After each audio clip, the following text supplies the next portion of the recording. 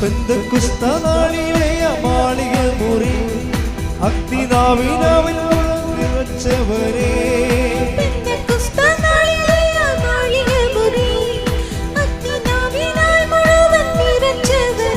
അഗ്നിജ്വാലമോ പിളർന്നിറങ്ങി വാ കൊടുങ്കാറ്റുപോൽ വീശിയെന്നിൽ വാ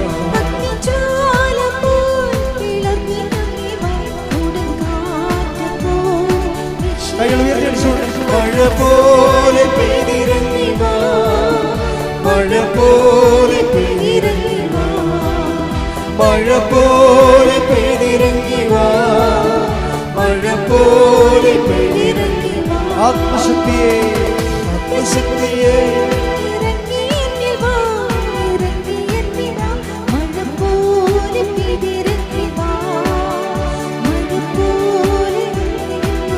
സ്വർഗീയത്തിയെ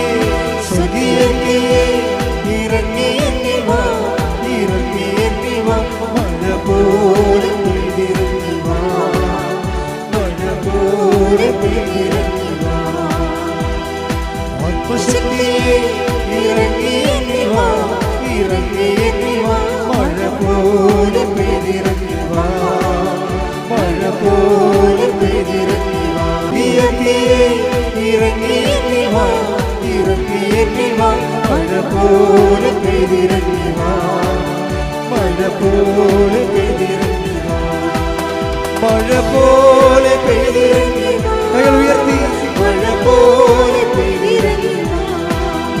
ഇപ്പം കഴിഞ്ഞ ദിവസങ്ങളിൽ ലക്ഷ്മി എന്നും പറഞ്ഞ് തിരുവല്ല എന്നൊരു മോളെ സാക്ഷ്യം പറഞ്ഞു. ലക്ഷ്മി എന്ന് പറഞ്ഞ ഒരു GMN നേഴ്സാണ്. പക്ഷെ അവളുടെ മനസ്സിലുള്ളത് OIT പാസ്സാകണം, IELTS പാസ്സാകണം, വിദേശത്ത് പോകണമെന്നാണ്. അപ്പം BSc നേഴ്സ് എടുക്കുന്നവർക്ക് പോലും പലർക്കും IELTS താമസിക്കും, 1-2 പ്രാവശ്യം മാറുന്നത്. ഇപ്പം IELTSന് വലിയ എല്ലാം എക്സ്പയറായി പോയിക്കൊണ്ടിരിക്കണേ. ഇംഗ്ലണ്ടിലെ ആളെടുക്കാത്തത് കാരണം IELTS ഒക്കെ എക്സ്പയറായിക്കൊണ്ടിരിക്കുകയാണ്. ഇനി ഇപ്പം മുഴുവൻ റഷ് ചെയ്യണത് എല്ലാം B1 B2 എക്സാമിനാണ് ഇപ്പോൾ ആൾക്കാരെല്ലാം റഷ് ചെയ്യണത്. കഴിഞ്ഞ ദിവസങ്ങളിൽ ഞാനൊരു പെൺകുട്ടിയെ കണ്ടു. അവളുടെ ശമ്പളം 16 ലക്ഷം രൂപയാണ് മാസം. പക്ഷെ അവൾ വർക്ക് ചെയ്യണ ഇന്ത്യയിലാണ്. നമുക്ക് നേരം വെളുത്തിട്ടില്ലല്ലോ, അതല്ലേ പ്രശ്നം. അതാണ് വിഷയം. മാസം ശമ്പളം 16 ലക്ഷം രൂപ. അവൾ വർക്ക് ചെയ്യണത് ഫുൾ ടൈം ബാംഗ്ലൂർ റെസിഡൻസാണ്. ബാംഗ്ലൂരാണ് വർക്ക് ചെയ്യണത്. അതിനേക്കാൾ ഇരട്ടി കാശ് കൊടുത്ത് യൂറോപ്പിൽ പോയിട്ടും അതിൻ്റെ ടാക്സ് എല്ലാം കട്ടിങ്സ് ചെയ്തിട്ട് കഴിഞ്ഞതിന് ശേഷം നമുക്ക് 8 ലക്ഷം രൂപ ഉണ്ടെങ്കിൽ 4 ലക്ഷം രൂപ സായിപ്പ് തരത്തുള്ളൂ. 8 ലക്ഷം രൂപ ഉണ്ടെങ്കിൽ പകുതിയോളം കട്ടല്ലേ. അപ്പോൾ ഇനിയുള്ള കാലത്ത് എങ്ങനെ വരണമെന്ന് അറിയത്തില്ല. ഇന്ത്യ ആണെങ്കിൽ നല്ല ഗ്രോയിങ് ഇക്കോണമിയാണ്. ഇക്കാലത്ത് നല്ലവണ്ണം ടെക്നിക്കലായിട്ട് പഠിക്കുന്ന ആൾക്കാർക്ക് ഇന്ത്യ തന്നെ കുറച്ച് കഴിയുമ്പോൾ കാര്യം എന്തുകൊണ്ടാണ് അമേരിക്കയും ഇന്ത്യയും തമ്മിൽ ഫ്രിക്ഷൻ? എന്താ അമേരിക്ക ഇന്ത്യയും തമ്മിൽ ഫ്രിക്ഷനുണ്ട്. അതെന്താ കാര്യം? അത് നമ്മൾ അവരുടെ താല്പര്യങ്ങൾ റെസിസ്റ്റ് ചെയ്തിട്ടാണ്. അവർക്ക് അവരുടെ ഇൻഷുറൻസ് കമ്പനിയൊക്കെ ഇവിടെ ഇറക്കണം. ഇന്ത്യ പറഞ്ഞ് പറ്റത്തില്ലെന്ന് പറഞ്ഞു. കാര്യം അതൊക്കെ ഇറക്കി കഴിഞ്ഞാൽ നമ്മളുടെ പണം അടിച്ചു മാറ്റി അവർ പോകണമെന്നല്ലാതെ നമ്മൾ വീണ്ടും തിരുത്തന്മാരായി ഇടിക്കും. സായിപ്പ് പണ്ട് ഇവിടെ ഇരുന്ന് ഭരിച്ചതാണ്. ഇപ്പം അവർ അവിടെ ഇരുന്ന് വേണമെങ്കിൽ ഇവിടെ ഭരിക്കാൻ പറ്റുന്ന രീതിയിലാണ് ഈ ഇക്കണോമിക്സൊക്കെ എല്ലാം വർക്ക് ചെയ്യണത്. അപ്പോൾ നിങ്ങൾ എപ്പോഴും വിഷയം എന്ന് വെച്ച് കഴിഞ്ഞാൽ കാലങ്ങളിങ്ങനെ മാറിക്കൊണ്ടിരിക്കും. പക്ഷേ വരാൻ പോകുന്ന കാര്യങ്ങൾ അവൻ നമ്മളോട് പറയുമെന്നും നമുക്കൊരു ഓഫറുണ്ട്. എന്തുകൊണ്ട് why we should take covenant and lead a covenant life? എന്തുകൊണ്ട് നമ്മൾ കവനൻ്റ് ദൈവമായിട്ട് ഒരു കവനൻ്റിൽ ഏർപ്പെടണം, ഒരു ഉടമ്പടിയിൽ ഏർപ്പെടണം. ഉടമ്പടി മറ്റ് പ്രാർത്ഥനാ രൂപങ്ങളിൽ നിന്ന് what is special with covenant? എന്താണ് കവനൻറ്റിൽ വ്യത്യാസമുള്ളത്? Covenant is based upon the promises of God. ദൈവത്തിൻ്റെ വാഗ്ദാനങ്ങളെ നമുക്ക് പ്രാപിക്കുന്നതിന് വേണ്ടിയുള്ള സിംഗിൾ വിൻഡോയാണ് ഈ ബൈബിൾ കവനൻ്റ് എന്ന് പറയുന്നത്. അപ്പം നമ്മൾ കവനന്റിലായിരിക്കുന്നതിൻ്റെ കാരണം വാഗ്ദാനങ്ങൾ എന്ന് പറഞ്ഞാൽ ദൈവത്തിൻ്റെ വാഗ്ദാനങ്ങളുടെ രീതി അറിയാമല്ലോ. അതായത് നമ്മളുടെ ആവശ്യങ്ങളും അതുപോലെ തന്നെ ദൈവത്തിൻ്റെ വാഗ്ദാനങ്ങളും നമുക്ക് ഒരു ആവശ്യമാണെങ്കിലേ, നമുക്കിപ്പോൾ തൽക്കാലം ഒരു ആവശ്യമാണുള്ളത്. അത് ആവശ്യം എന്തിൻ്റെ ഒരു സൃഷ്ടിയാണ്? നമ്മുടെ ആവശ്യങ്ങളൊക്കെ എന്തിൻ്റെ സൃഷ്ടിയാണ്? പലപ്പോഴും പകുതി മുക്കൻ ആവശ്യങ്ങളും വർത്തമാനകാലത്തിൻ്റെ സൃഷ്ടിയാണ് അല്ലേ? പകുതി മുക്കൻ ആവശ്യങ്ങൾ നോക്കുമ്പോൾ ഇന്നത്തെ കാലത്ത് ആവശ്യമാണതില്ല. മനുഷ്യന് ഹ്രസ്വദൃഷ്ടിയായത് കാരണം മനുഷ്യനെപ്പോഴും ഈ ഇന്നത്തെ കാലത്തിന് ഓവർ ഇമ്പോർട്ടൻസ് ചെയ്തുകൊണ്ടായിരിക്കും എല്ലാ എനർജിയും നമ്മൾ ഫോക്കസ് ചെയ്യുന്നത്. നമ്മുടെ ചിന്ത, ആലോചന, വിചാരം, തീരുമാനം എല്ലാം ഫോക്കസ് ചെയ്യണത് ഈ വർത്തമാന കാലത്തിൻ്റെ ചലഞ്ചസ്, അതിൻ്റെ വെല്ലുവിളികളെ എങ്ങനെ നമുക്ക് ഫൈറ്റ് ചെയ്യാവുന്നതാണ്. ബൈബിൾ പക്ഷേ വർത്തമാനകാലത്തിൻ്റെ വെല്ലുവിളികളെ മാത്രമല്ല നമുക്ക് അഡ്രസ്സ് ചെയ്യാൻ പഠിപ്പിക്കുന്നത്. എന്താ ഈശോ പറഞ്ഞത്? വരാൻ പോകുന്ന കാര്യങ്ങൾ അവൻ നിന്നോട് പറയും. Take the word of God. ശ്രദ്ധിക്കട്ടെ. ഹല്ലേലൂയ, ഹല്ലേലൂയ, ഹല്ലേലൂയ, ഹല്ലേലൂയ. യോഹന്നാൻ 16:14. യോഹന്നാൻ 16:14. വരാനിരിക്കുന്ന കാര്യങ്ങൾ അവൻ നിങ്ങളെ അറിയിക്കും. പ്രൈസ് ദി ലോർഡ് എന്ന് പറഞ്ഞേ. വരാനിരിക്കുന്ന കാര്യങ്ങൾ അവൻ നിങ്ങളെ അറിയിക്കും. അപ്പോൾ ഇത് ഈ വരാനിരിക്കുന്ന കാര്യങ്ങളെന്ന് പറയണത് വർത്തമാന കാര്യങ്ങളല്ല, അത് ഭാവി കാര്യങ്ങളാണ്. ഈ ഭാവി കാര്യങ്ങൾ ഇപ്പം പണ്ട് സൈക്കിളൊക്കെ പഠിക്കുമ്പോൾ എല്ലാവരും പിടച്ചതിൽ വീഴണത് ആരാണ്? എപ്പോഴാണ് വീഴണത്? ഈ മുമ്പ് ആ സൈക്കിളിൻ്റെ മുമ്പിലുള്ള വഴിയിലിട്ട് മാത്രം നോക്കിക്കൊണ്ട് വണ്ടി പഠിക്കുമ്പോഴാണ് ഹാൻഡിൽ വെട്ടിപ്പോണത്. അപ്പോൾ സൈക്കിൾ പഠിപ്പിക്കുമ്പോൾ എന്താ പറയണത്? ദൂരേക്ക് നോക്കിക്കൊണ്ട് വേണം ചവിട്ടാനെന്ന് പറയും അല്ലേ? ദൂരേക്ക് നോക്കിക്കൊണ്ട് വേണം ചവിട്ടാൻ. ആ സൈക്കിളിന് മാത്രമല്ല, ജീവിതത്തിനും അങ്ങനെയാണ്. വരാൻ പോകുന്ന കാര്യങ്ങളെക്കുറിച്ച് ഒരു നമുക്ക് മാക്സിമം കാണാൻ പറ്റുന്ന നേരെ ഉള്ള കാഴ്ചയാണെങ്കിൽ 8 കിലോമീറ്റർ കാണാമെന്നാണ് പറയണം മനുഷ്യന്. നേരെയുള്ള കാഴ്ച മനുഷ്യൻ്റെ കപ്പാസിറ്റി 8 കിലോമീറ്ററാണ്. അപ്പോൾ പരത്തിനൊക്കെ 40 കിലോമീറ്റർ കാണാമെന്ന് ഓർക്കണം. അതെങ്ങോട്ട് മേഘങ്ങളിൽ നിന്ന് ഒളിച്ചിരുന്നിട്ടാണ് ഈ കോഴിക്കുഞ്ഞിനെ പൊയ്ക്കൊണ്ട് പോണത്. ദാറ്റ് മീൻസ് ആ കക്ഷി അവിടെ കണ്ണാടിയും വെച്ചുകൊണ്ടിരിക്കുകയാണ്. എത്രയോ കിലോമീറ്റർ മുകളിലാണ് നിൽക്കുന്നത്. ആ സാധനത്തിന് ഈ കോഴിക്കുഞ്ഞിനെ കൃത്യമായിട്ട് പിക്കപ്പ് ചെയ്യാൻ പറ്റും. അപ്പം നമ്മളെ സംബന്ധിച്ചിടത്തോളം ഈ വരാൻ പോകുന്ന കാര്യങ്ങളെക്കുറിച്ച് നമ്മൾ എങ്ങനെ അപ്ഡേഷൻ ഉണ്ടെങ്കിലും, അപ്ഡേഷൻസ് നമ്മൾ വായിക്കുന്നത് മീഡിയയുമായിട്ട് ഫ്രണ്ട്ലി ആണെങ്കിൽ നമുക്ക് അപ്ഡേഷൻസ് കിട്ടാം. വാട്സപ്പ് ആയാലും ഇൻസ്റ്റഗ്രാം ആയാലും ഇപ്പോൾ നടന്നുകൊണ്ടിരിക്കുന്ന വിഷയങ്ങളെക്കുറിച്ചൊക്കെ എല്ലാം നമുക്കൊരു അപ്ഡേഷൻസ് കിട്ടും. അതനുസരിച്ചാണ് ഈ ആൾക്കാർ മൂവ് ചെയ്യുന്നത് പലപ്പോഴും ഇൻഫർമേഷൻ കൊണ്ട്. ഇപ്പോൾ ഇൻഫർമേഷൻ്റെ ഏറ്റവും വലിയ ഒരു കാലഘട്ടമാണിത്. പക്ഷെ മനുഷ്യനെ നയിക്കാൻ ഈ ഇൻഫർമേഷൻ മാത്രം പോരാ, വളരെ പരിമിതമാണ്. എന്താ കാര്യം? നമുക്ക് വരാനിരിക്കുന്ന കാര്യങ്ങൾ കൂടി അറിഞ്ഞുകൊണ്ട് ഒരാൾ നമ്മളെ നയിക്കണം, ജീവിതം പരാജയപ്പെടാതിരിക്കാൻ വേണ്ടി. വരാനിരിക്കുന്ന കാര്യങ്ങൾ ഇപ്പോൾ ഇംഗ്ലണ്ട് പൂട്ടുമെന്ന് ഒരിക്കലും നമ്മൾ അടുത്ത കാലത്തെങ്ങും ആരും വിചാരിക്കണില്ല. എത്ര പേരുടെ IELTS ആണെന്നറിയാമോ? വെറുതെ ക്യാൻസലായിരിക്കണ വീട്ടിൽ തീർന്നു, ആ കാശും പോയി. ഇനി OET ക്യാൻസലായിരിപ്പുണ്ട്. കാര്യം എന്താണ്? ആ രാജ്യത്തിന് ആളെ വേണ്ട, തീർന്ന്. അപ്പം അത് എന്താ പ്രശ്നം വെച്ച് കഴിഞ്ഞാൽ വരാനിരിക്കുന്ന കാര്യങ്ങളെ അവൻ നിങ്ങളോട് പറയുമെന്ന് പറഞ്ഞ ദൈവമായിട്ട് നമുക്ക് ഒരു ലിങ്ക് ഉണ്ടെങ്കിൽ, ദൈവത്തിനറിയാമല്ലോ ഈ സാധനം ക്യാൻസലാക്കാൻ പോകണമെന്നുള്ളത്. ഈ B1 B2 ഒക്കെ ഇനിയിപ്പോൾ ക്യാൻസലാകും കുറച്ച് കഴിയുമ്പോൾ. ജർമ്മനി എന്നൊക്കെ പറഞ്ഞാൽ അത്ര വലിയ രാജ്യമൊന്നുമല്ല. നമ്മളെ ആൾക്കാർ എടുക്കുന്നതിനൊക്കെ ഒരു പരിധിയുണ്ട് അവർക്ക്.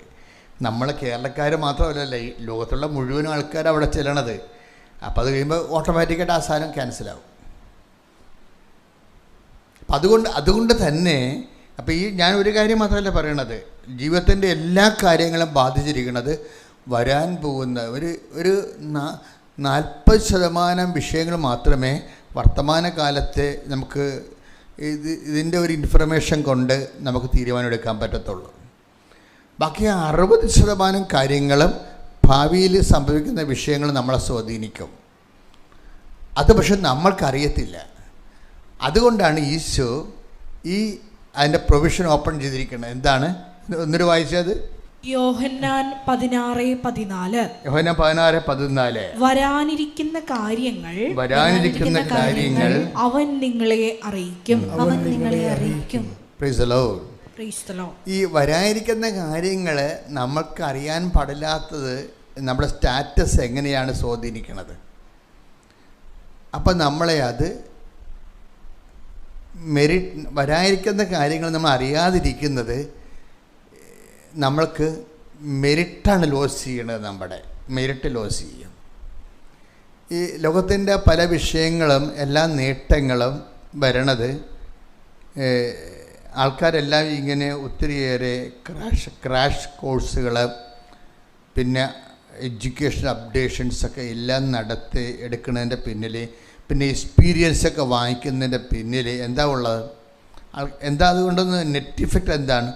നമ്മുടെ മെരിറ്റ് വർദ്ധിപ്പിക്കുക എന്നുള്ളതാണ് പൊതുവെ മനുഷ്യൻ കാണുന്ന ഒരു രീതി. മെരിറ്റ് നമ്മുടെ ഒരു ഒരു വിഷയത്തിൽ 6 മാസത്തെ ക്രാഷ് കോഴ്സ് എടുത്തു, നമുക്കവിടെ എക്സ്പീരിയൻസായി എന്ന് പറയുമ്പോൾ നമുക്ക് എലിജിബിൾ ആകുകയാണ്. എക്സ്പീരിയൻസ് ആൻഡ് എലിജിബിലിറ്റി ആയിട്ടാണ് കണക്ട് ചെയ്യണത്. ബൈബിള് ഈ എലിജിബിലിറ്റിനെ എന്താ വിളിക്കുന്നത്? ബൈബിള് മെരിറ്റെന്ന് വിളിക്കും. അതല്ലേ എലിജിബിലിറ്റിനെ? അർഹത, യോഗ്യത ഇങ്ങനെയുള്ള വിഷയങ്ങളെയൊക്കെ നമ്മൾ എലിജിബിലിറ്റി എന്ന് പറയുന്ന വിഷയത്തെ ബൈബിൾ ഉപയോഗിക്കുന്ന വാക്ക് വേറെയാണ്. എന്താണത്? മെരിറ്റ്, യോഗ്യത എന്ന് പറയും. ഇനി ബൈബിളിനെ നിരീക്ഷിക്കുന്ന രീതികളുണ്ട്. എന്താണ്? മനുഷ്യന്മാർ എത്ര എക്സ്പീരിയൻസ്ഡ് ആയാലും, എത്ര എലിജിബിലിറ്റി ഉള്ളവരായാലും, എലിജിബിലിറ്റി ഉള്ളവരുടെ എണ്ണം കൂടുകയാണെങ്കിൽ you must get that job. അതാണ് വിഷയം. അവിടെ ഒരു പ്രശ്നമാണത്. അതൊരു പസിലാണ്. ഈ നീ അർഹതയ്ക്ക് വേണ്ടി തലകുത്തി മറിഞ്ഞ് മറ്റുള്ളവരെക്കാൾ അർഹത നേടി ഒരു കോമ്പറ്റീറ്റീവ് സ്റ്റാറ്റസ് നീ എടുത്തു കഴിഞ്ഞാൽ ഉള്ള പ്രശ്നം എന്താണ്? അവസരങ്ങൾ ചുരുക്കമാണ്, അല്ലേ?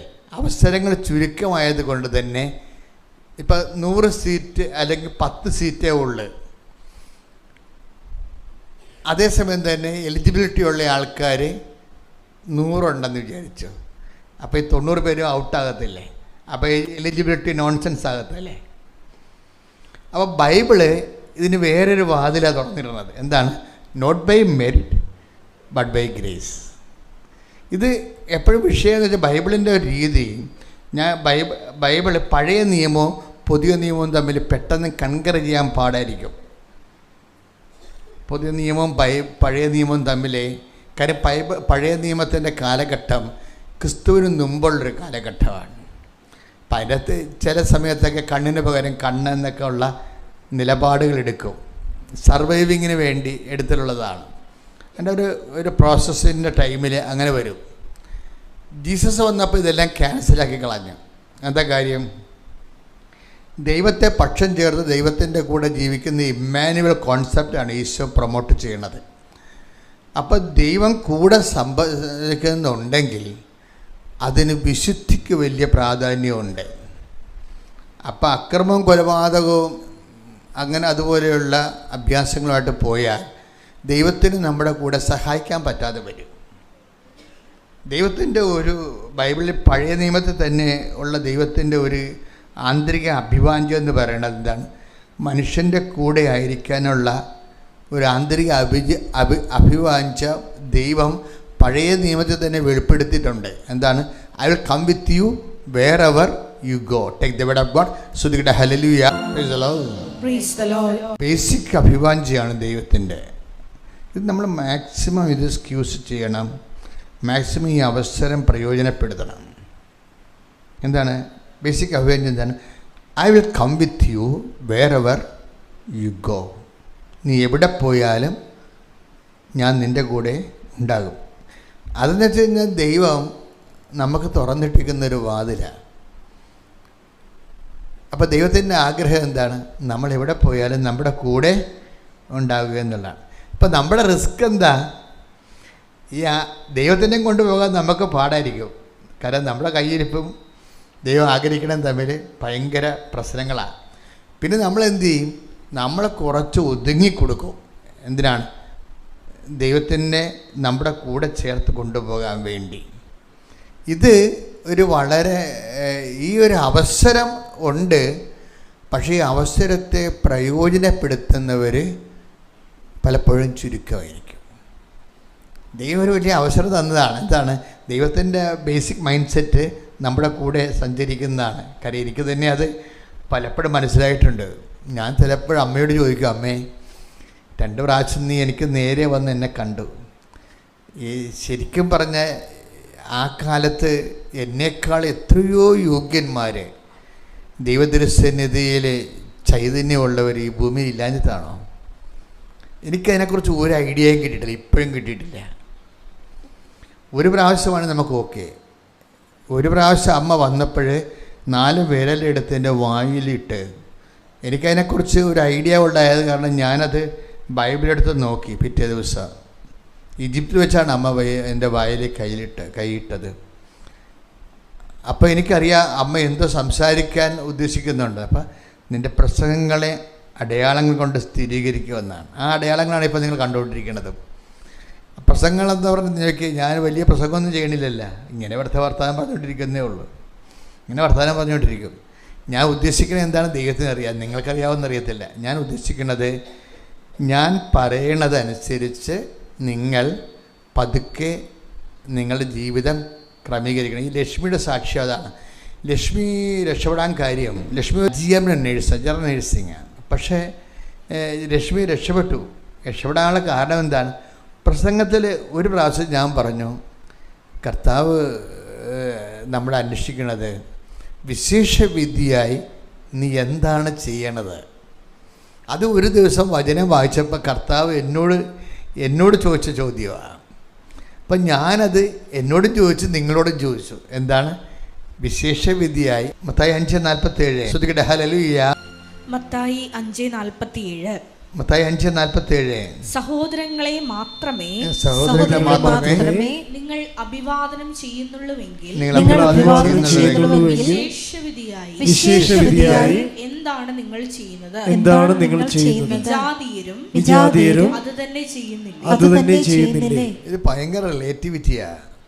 എന്ന് വെച്ച് കഴിഞ്ഞാൽ നമ്മളൊരു കാര്യം ചെയ്താൽ ഒന്നാമതിൽ ദൈവത്തിന് മുതലാവത്തില്ല. അതാണ് ഏറ്റവും പ്രശ്നം. എനിക്ക് പരിശുദ്ധാത്മാവ് എന്നോട് നേരത്തെ പറഞ്ഞു, ജോസഫേ, വെറുതെ ദൈവമായിട്ട് ജീവിച്ച് നിൻ്റെ ചെറിയ പരിപാടികൾ കൊണ്ടൊന്നും പരിപാടി നടക്കത്തില്ല. കാര്യം ഇതിന് നല്ല ഹെവി ഇൻവെസ്റ്റ്മെൻറ്റാണ് ദൈവം ചെയ്തിരിക്കുന്നത്. അതുകൊണ്ട് ആ ഇൻവെസ്റ്റ്മെൻറ്റിനോടൊരു ആത്മാർത്ഥയില്ലാത്തവരുമായിട്ട് ദൈവം മുന്നോട്ട് പോകത്തില്ല. പച്ചക്ക് പറഞ്ഞതാണ്. ദൈവം എന്താ ഇൻവെസ്റ്റ് ചെയ്തിരിക്കുന്നത്? തൻ്റെ ഏകജാതനെയാണ് നൽകിയിരിക്കുന്നത് ഈ പ്രോജക്റ്റിൽ. ഇനി ദൈവത്തിൻ്റെ കയ്യിലൊന്നുമില്ല. ലാസ്റ്റ് ഇൻവെസ്റ്റ്മെൻറ്റാണ്. തൻ്റെ ഏകജാതനെ നൽകാൻ തക്ക വിധം ദൈവം അത്രമാത്രം ലോകത്തെ സ്നേഹിച്ചു എന്ന് പറയുന്ന ആ 3:16 കൂടെ കോമ്പറ്റൻ്റായിട്ട് വരുന്ന വചനം എന്താണ്? നമുക്ക് യേശുക്രിസ്തുവിന് നൽകിയവൻ അവനോടുകൂടി ഒരു നാണം കെട്ട സ്നേഹമാണ് ദൈവത്തിൻ്റെത്. നമ്മളും ഇതുപോലെ നാണം കെട്ട് ദൈവത്തെ സ്നേഹിച്ചില്ലെങ്കിൽ നമ്മളിങ്ങനെ സ്ഥലത്തെ പ്രധാന ദിവ്യനാണെന്ന് പറഞ്ഞ് അഴിയാതെ അങ്ങ് ഇരുന്ന് കഴിഞ്ഞാൽ അവിടെ ഇരുന്ന് ഉപ്പ് ഇരിക്കണ കുട ഉടയണ പോലെ ഉടഞ്ഞു പോകാമെന്നല്ലാതെ ഒരു പരിപാടിയും നടക്കത്തില്ല. അപ്പോൾ ദൈവവുമായിട്ടുള്ള ഇൻട്രാക്ഷനിൽ വളരെ ശ്രദ്ധിച്ച് ആണ് നിങ്ങൾ ഇൻവെസ്റ്റ് ചെയ്യേണ്ടത്. 3:16 വായിച്ചേ. ശ്രുതികട്ടെ. ഹല്ലേലൂയ. പരിശുദ്ധ പരമദിവ്യകാരുണ്യത്തിന് ആരാധനയും സ്തുതിയും പുകഴ്ചയും ഉണ്ടായിരിക്കട്ടെ. വായിച്ചോളൂ. യോഹന്നാൻ 3:16. യോഹന്നാൻ 3:16. എന്തെന്നാൽ അവനിൽ വിശ്വസിക്കുന്ന ഏവനും നശിച്ചു പോകാതെ നിത്യജീവൻ പ്രാപിക്കുന്നതിന് വേണ്ടി തന്റെ ഏകജാതനെ നൽകാൻ തക്കവിധം ദൈവം ലോകത്തെ അത്രമാത്രം സ്നേഹിച്ചു. ദൈവത്തിന്റെ സ്നേഹത്തിന്റെ ഒരു രീതിയാണത്. അതായത് ഒന്നും ബാക്കി വെക്കാതെ, പാത്ത് വെക്കാതെ റിസർവ് ചെയ്യത്തില്ല. അൺറിസർവ്ഡ് ആൻഡ് അൺകണ്ടീഷണൽ ലവ് ആണ്. ഇതിങ്ങനെ ധ്യാനഗുരുക്കന്മാരിങ്ങനെ എല്ലാ മാസവും എല്ലാ വർഷവും ഒക്കെ ഇങ്ങനെ ഇരുന്നുകൊണ്ട് പറഞ്ഞിട്ട് ഒരു കഥയുമില്ല. എന്താ കാര്യം? ഈ കഥ കേൾക്കണമെങ്കിൽ കേൾക്കാൻ ചെവി ഉണ്ടാകണം. അതാണ് പ്രശ്നം. അതാണ് ഈശോ ഇതെല്ലാം പറഞ്ഞതിന് ശേഷം ഈശോ എന്ത് പറയും? കേൾക്കാൻ ചെവിയുള്ളവൻ കേൾക്കട്ടെ. 13:9 എടുത്തെ ശ്രുതിയുടെ ഹല്ലേലൂയ ഹല്ലേലൂയ ഹല്ലേലൂയ ഹല്ലേലൂയ ഹല്ലേലൂയ. യേശുവേ നന്ദി ഹല്ലേലൂയ ഹല്ലേലൂയ ഹല്ലേലൂയ. 13:9 ശ്രുതിയുടെ ഹല്ലേലൂയ ഹല്ലേലൂയ ഹല്ലേലൂയ ഹല്ലേലൂയ. 13:9 ചെവിയുള്ളവൻ കേൾക്കട്ടെ. അതാണ് ഇതിൻ്റെ ഒരു പ്രശ്നം വരണത്. തന്റെ ഏകജാതനെ അന്തരാത്മാവിൽ അറിയണത് അത്രമാത്രം ലോകത്തെ സ്നേഹിച്ചു. ഓക്കെ, ഇതൊരു 100 തവണ നമ്മൾ കേട്ടിട്ടുണ്ട്. എന്നിട്ട് പ്രത്യേകിച്ച് നമുക്കൊന്നും ഫീൽ ചെയ്തിട്ടില്ല. എന്താ കാര്യം? നമ്മൾക്ക് കേൾക്കാനുള്ള ശ്രവണാഭിഷേകം എന്നും പറഞ്ഞാൽ വേറൊരു സാധനമുണ്ട്, അത് തന്നിട്ടില്ല. അതാണ് വിഷയം. കേൾക്കാൻ ചെവി എന്ന് പറഞ്ഞാൽ ഈ ചെവി അല്ലേ ഉദ്ദേശിക്കുന്നത്. ഒരു വാക്ക്, ദൈവത്തിൻ്റെ വചനം അതിൻ്റെ അന്തരാത്മാവിൽ അറിയണത് അഭിഷേകപ്രകാരമാണ്. ആ അഭിഷേകം നമുക്ക് തന്നിട്ടില്ല. കാര്യം എന്താണ്? അത് പേയ്മെൻ്റ് സീറ്റാണ്. അതാ വിഷയം. അഭിഷേകം പേയ്മെൻറ്റാണ്. നമുക്ക് ചില ആപ്പൊക്കെ നമുക്ക് ഫ്രീ ആയിട്ട് ഡൗൺലോഡ് ചെയ്തെടുക്കാം. അത് കഴിഞ്ഞ് അതിൻ്റെ കുറച്ചുകൂടി കൂടിയ വേർഷൻസ് ഉണ്ട്. അപ്പോൾ അവർ പറയും പേയ്മെൻറ്റാണ്, ഇതിന് പേയ്മെൻറ്റ് ചെയ്യുമെന്ന് പറയും. നമുക്ക് കുറച്ച് കാര്യങ്ങളൊക്കെ, ഭൗതിക കാര്യങ്ങളൊക്കെ ദൈവമായിട്ടൊക്കെ ഒരു പേയ്മെൻറ്റും ഇല്ലാതൊക്കെ കിട്ടും. കുറച്ച് കഴിഞ്ഞാൽ എല്ലാം പേയ്മെൻറ്റാണ്. എല്ലാം പേയ്മെൻറ്റാണ് എന്ന് വെച്ചാൽ നമുക്ക് ഒരു 40% കാര്യങ്ങൾ ദൈവമായിട്ട് വലിയ പേയ്മെൻ്റ് ഇല്ലാതെ ഒരു എല്ലാവർക്കും കിട്ടും. പക്ഷേ അതിൻ്റെ കുറച്ച് റിവൈസ്ഡ് ആയിട്ടുള്ള വേർഷൻസ് കിട്ടണമെന്നുണ്ടെങ്കിൽ നമ്മൾ പേയ്മെൻറ്റ് ചെയ്യണം. എന്ന് പറഞ്ഞതുപോലെ അതിന് പ്രത്യേക അഭിഷേകം കിട്ടണം. ഇപ്പം നമ്മൾക്ക് യേശുക്രിസ്തു നൽകിയവൻ, അത് ഇതുകൊണ്ട് യോജിക്കുന്ന വാക്കാണ്. അത് വായിച്ച് ശ്രുതികട ഹല്ലേലൂയ. പരിശുദ്ധ പരമദിവ്യകാരുണ്യത്തിന്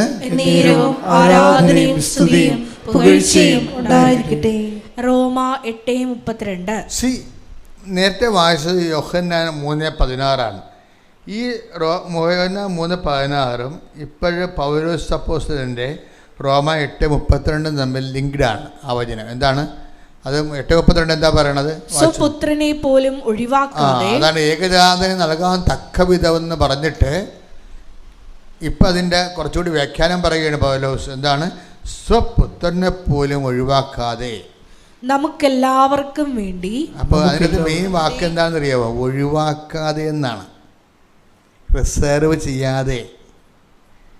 മനസ്സിലായില്ലേ? ഈ റിസർവ് ചെയ്യാതെ, നിങ്ങളെ റിസർവ് ചെയ്യാതെ ദൈവമായിട്ട് ഇൻട്രാക്ഷൻ അല്ലെങ്കിൽ നിങ്ങൾ 10,000 കാര്യങ്ങൾ റിസർവ് ചെയ്തിട്ടാണ് നിങ്ങളുടെ ഒരു പർട്ടിക്കുലർ കാര്യത്തിന് വേണ്ടി ദൈവത്തിൻ്റെ ശ്രദ്ധ പിടിപ്പിക്കുന്നത്. ഈ ഫോർമുല വർക്കൗട്ട് ചെയ്യത്തില്ല. നിങ്ങളുടെ ജീവിതത്തിൽ ദൈവത്തിന് കൈയേൽപ്പിക്കാത്ത റിസർവേഷൻ എന്തെങ്കിലും ഉണ്ടെങ്കിൽ കാര്യത്തിലൊരു തീരുമാനമായിട്ടുണ്ട്. ഇതാണ് എന്ന് പറഞ്ഞ ആ വചനം എന്താണ്? റോമ 8:32. പറഞ്ഞ റോമ 8:32. സ്വപുത്രനെ പോലും ഒഴിവാക്കാതെ നമുക്കെല്ലാവർക്കും വേണ്ടി അവനെ ഏൽപ്പിച്ചു തന്നവൻ അവനോട് കൂടെ സമസ്തവും നമുക്ക് ദാനമായി നൽകാതിരിക്കുമോ? പ്രശ്നം എന്ന് വെച്ച് കഴിഞ്ഞാൽ ഈ വചനത്തിൻ്റെ ഇതുള്ള കുഴപ്പമെന്ന് വെച്ച് കഴിഞ്ഞാൽ നമ്മൾ വായിക്കുന്നത് അതിൻ്റെ ബട്ടറായിട്ടുള്ള ക്രീം ആയിട്ടുള്ള ആണ് നമ്മളെടുത്ത് തോണ്ടി തിന്നണത്. എന്താണ്? വചനത്തിൻ്റെ ക്രീമായിട്ടുള്ള സ്ഥലമല്ലേ? അതാണ് നമ്മൾ കുഞ്ഞു പിള്ളേരെ പോലെ കുഞ്ഞുപിള്ളേരുടെ മുമ്പ് കേക്ക് വെക്കുമ്പോൾ എന്താ ചെയ്യണത്? അതൊക്കെ വന്നിട്ട് ആ ക്രീമും ആ ചെറിയൊക്കെ എടുത്ത് വായി തിന്നിരിക്കും. നമുക്ക് കേക്ക് മുറിക്കണ മുമ്പ് തന്നെ അവന്മാർ ആ ക്രീമൊക്കെ അകത്താക്കും. ഇതുപോലെ ഭജനത്തിലെ ക്രീംസാണ് നമ്മൾ എടുക്കുന്നത്. എന്താണ് നമ്മൾ എടുക്കുന്നത്? എന്താണ്? സമസ്തവും അവൻ നമുക്ക് തരാതിരിക്കുക, അതിൻ്റെ ക്രീം അതാണ്. പക്ഷേ അതിൻ്റെ അകത്ത് കേക്ക് എന്താ? അവനോട് കൂടി എന്നുള്ളതാണ്. അവനോട് കൂടിയല്ല നിങ്ങളെ അനുഗ്രഹം അടിച്ചു മാറ്റാൻ നോക്കണ്ടെന്നാണ് പറയണത്. അവന് വേണ്ടാത്തവന് എൻ്റെ അനുഗ്രഹത്തിന് വേണ്ടി ഇങ്ങോട്ട് കൈ നീട്ടി വരണ്ടെന്നാണ്. വെരി ക്ലിയർ അല്ലേ? അവനോട് കൂടെ ഒന്ന് പറഞ്ഞേ. അവനോടുകൂടെ സമസ്തവും നമ്മൾക്ക് നൽകുകയില്ലേ? അപ്പൊ ദൈവത്തിന്റെ പ്രയോറിറ്റിയിൽ ആദ്യം നൽകുന്ന അനുഗ്രഹം എന്താണ്? അവനാണ്. അവനോ അവൻ്റെ വചനത്തിനോ പ്രാധാന്യമില്ലാതെ ജോലി, വീട്, വിവാഹം എന്നൊക്കെ പറഞ്ഞ് മാത്രം നടന്നാൽ നടക്കാവുന്നല്ലാതെ ദൈവത്തിൻ്റെ മുമ്പിൽ നമുക്കൊരു വില ഉണ്ടാകത്തില്ല. അതാണ് വിഷയം. ഇപ്പോൾ ഈ ലക്ഷ്മിയോട് തന്നെ സിസ്റ്റർ ചോദിച്ചു, നിനക്കെന്നെ ആത്മീയ വളർച്ച ഉണ്ടായെന്ന് ചോദിച്ചു. അവളുടെ പരീക്ഷകൾക്കെല്ലാം കർത്താവ് കൂടെ പോയി. അമ്മ അവള് ഒരു 120 മിനിറ്റേ ഉള്ളു. 20 മിനിറ്റിൻ്റെ ഉള്ളിൽ സമയത്ത് ഇവർക്ക് കമ്പ്യൂട്ടറിൽ സമയം കാണാൻ പാടില്ല. ഇനി എന്ത് സമയമുണ്ടെന്ന് അറിയത്തില്ല. അപ്പം ഇവള് അമ്മയുമായിട്ട് എല്ലായ്പ്പോഴും സംസാരിക്കുന്ന കാരണം അമ്മയോട് പറഞ്ഞു, അമ്മേ ഞാൻ എൻ്റെ കമ്പ്യൂട്ടറിൽ സമയം എന്തുമാത്രം ഉണ്ടെന്ന് അറിയത്തില്ല, എത്ര ക്വസ്റ്റ്യൻ ഉണ്ടെന്ന് പോലും എനിക്ക് മനസ്സിലാകണില്ല, എനിക്ക് തലക്ക് വെളിവ് പോണ്, എന്നെ ഒന്ന് സഹായിക്കണമെന്ന് പറഞ്ഞപ്പോൾ ചാര ഡ്രസ്സിട്ടൊരു ലേഡി കയറി വന്ന ഉടനെ എന്നിട്ട് കമ്പ്യൂട്ടർ അമ്മയോട് ഇവള് മനസ്സിൽ അമ്മയോട് പറഞ്ഞതാണ്. കമ്മ്യൂണിക്കേഷൻ എന്ന് പറയുന്നത് ഉടമ്പടിയിൽ ഭയങ്കര രസമാണ്. I will come with you wherever you go. എന്താ നിനക്ക് എവിടെയാണ് ആവശ്യമെങ്കിൽ അവിടെ ഞാൻ വരുമെന്ന് അതിൻ്റെ അർത്ഥം. നിനക്ക് എവിടെയാണ്? അപ്പോൾ ഇവൾ അമ്മയോട് പറഞ്ഞു, ഇവിടെ അമ്മ എനിക്ക് ടൈം കാണാനില്ല, ഇനി എന്തുമാത്രം ക്വസ്റ്റ്യൻ ഉണ്ടെന്ന് അറിയാൻ പാടില്ല, അമ്മ എന്നൊന്ന് സഹായിക്കണമെന്ന് പറഞ്ഞപ്പോൾ അത് മനസ്സിൽ പറഞ്ഞതല്ലേ. ആ ആയിരക്കണക്കിന് ആൾക്കാരിക്കുന്ന എക്സാം ഹാളിലൂടെ ചാര ഡ്രസ്സ് ഇട്ട് ലേഡി കയറി വരും. കയറി വന്ന ശേഷം ഇവരോട് പറയും, കമ്പ്യൂട്ടർ 2 കൊട്ടും, ടൈം കാണിച്ചു കൊടുക്കും. ഒള്ളി 20 മിനിറ്റ്സ് എക്സിസ്റ്റ്, 20 മിനിറ്റേ ഉള്ളൂ, നിനക്ക് 100 ചോദ്യങ്ങൾ എഴുതാനുണ്ട്. അവർ പോകും. എന്ത് രസമാ! നിനക്കിനി 20 മിനിറ്റേ ഉള്ളൂ, നിനക്കിനി 100 ചോദ്യങ്ങൾക്ക് ഉത്തരം എഴുതാനുണ്ട്. അപ്പം തന്നെ അവൾ പറഞ്ഞു, എൻ്റെ കാര്യം തീർന്നു. 100 പടി എനിക്കാണെങ്കിൽ ഒന്നും മനസ്സിലാവണില്ല. ഞാൻ ആകപ്പാടെ ചെയ്തിരിക്കുന്ന പരിപാടി ഈ കേരളത്തിൽ നിന്ന് പോയിട്ട് ചെന്നൈയിലാണ് എക്സാം, അവിടം വരെ ഞാൻ ഒപ്പിട്ടിട്ടുണ്ടെന്ന്. അതെന്താ കാര്യം? അപ്പോൾ നിങ്ങളോർക്കും ഈ ആൾക്കാർ ഇതെന്താ ഈ കാലത്ത് ഹൈടെക് അന്ധവിശ്വാസമാണെന്ന് ഓർക്കും. ബുദ്ധിയും ബോധമില്ലാത്തവൻ റീസൺ ഉപയോഗിച്ച് കാര്യം എന്താ വെച്ചാൽ വിശ്വാസ പ്രയോഗമാണത്. എന്താ വിശ്വാസ പ്രയോഗം?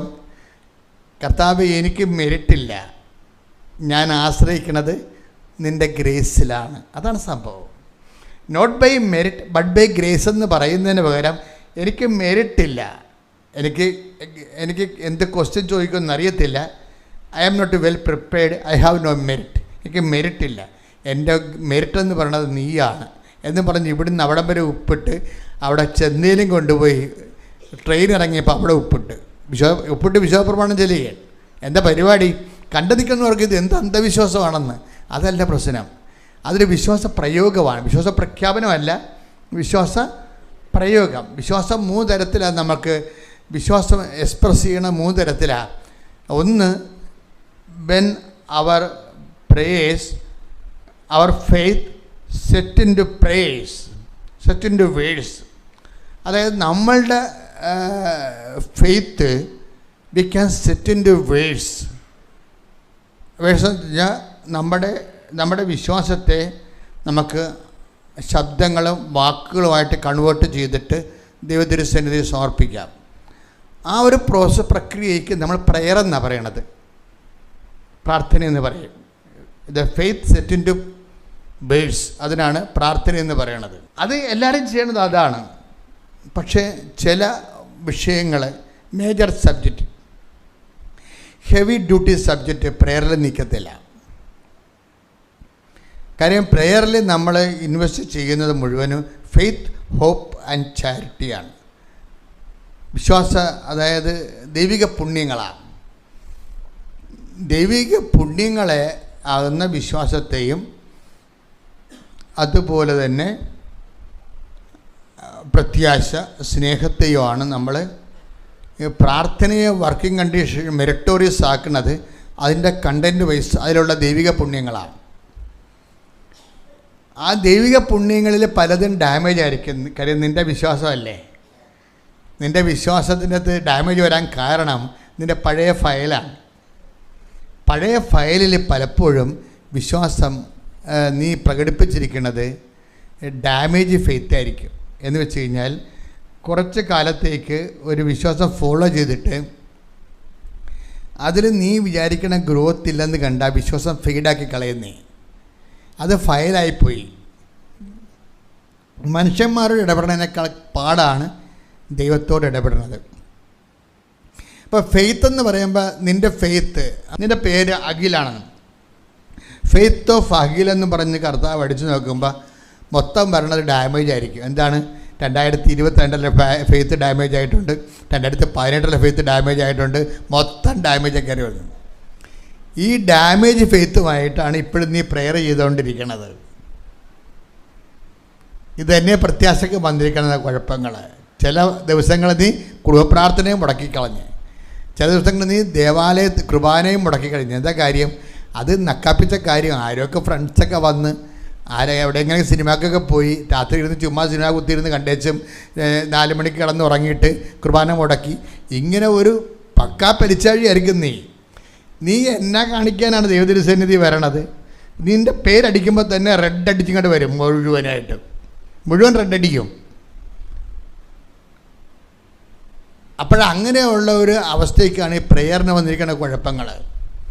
അതുകൊണ്ട് ലക്ഷ്മിയുടെ കുറച്ച് ഫേക്ക് പ്രേയേഴ്സ് ഉണ്ട്. പഴയത് അതായത് ഫേക്ക് പ്രേയേഴ്സ് എന്ന് നമ്മൾ പറയും. പ്രേയേഴ്സാണ്, ഫേക്കാണ്.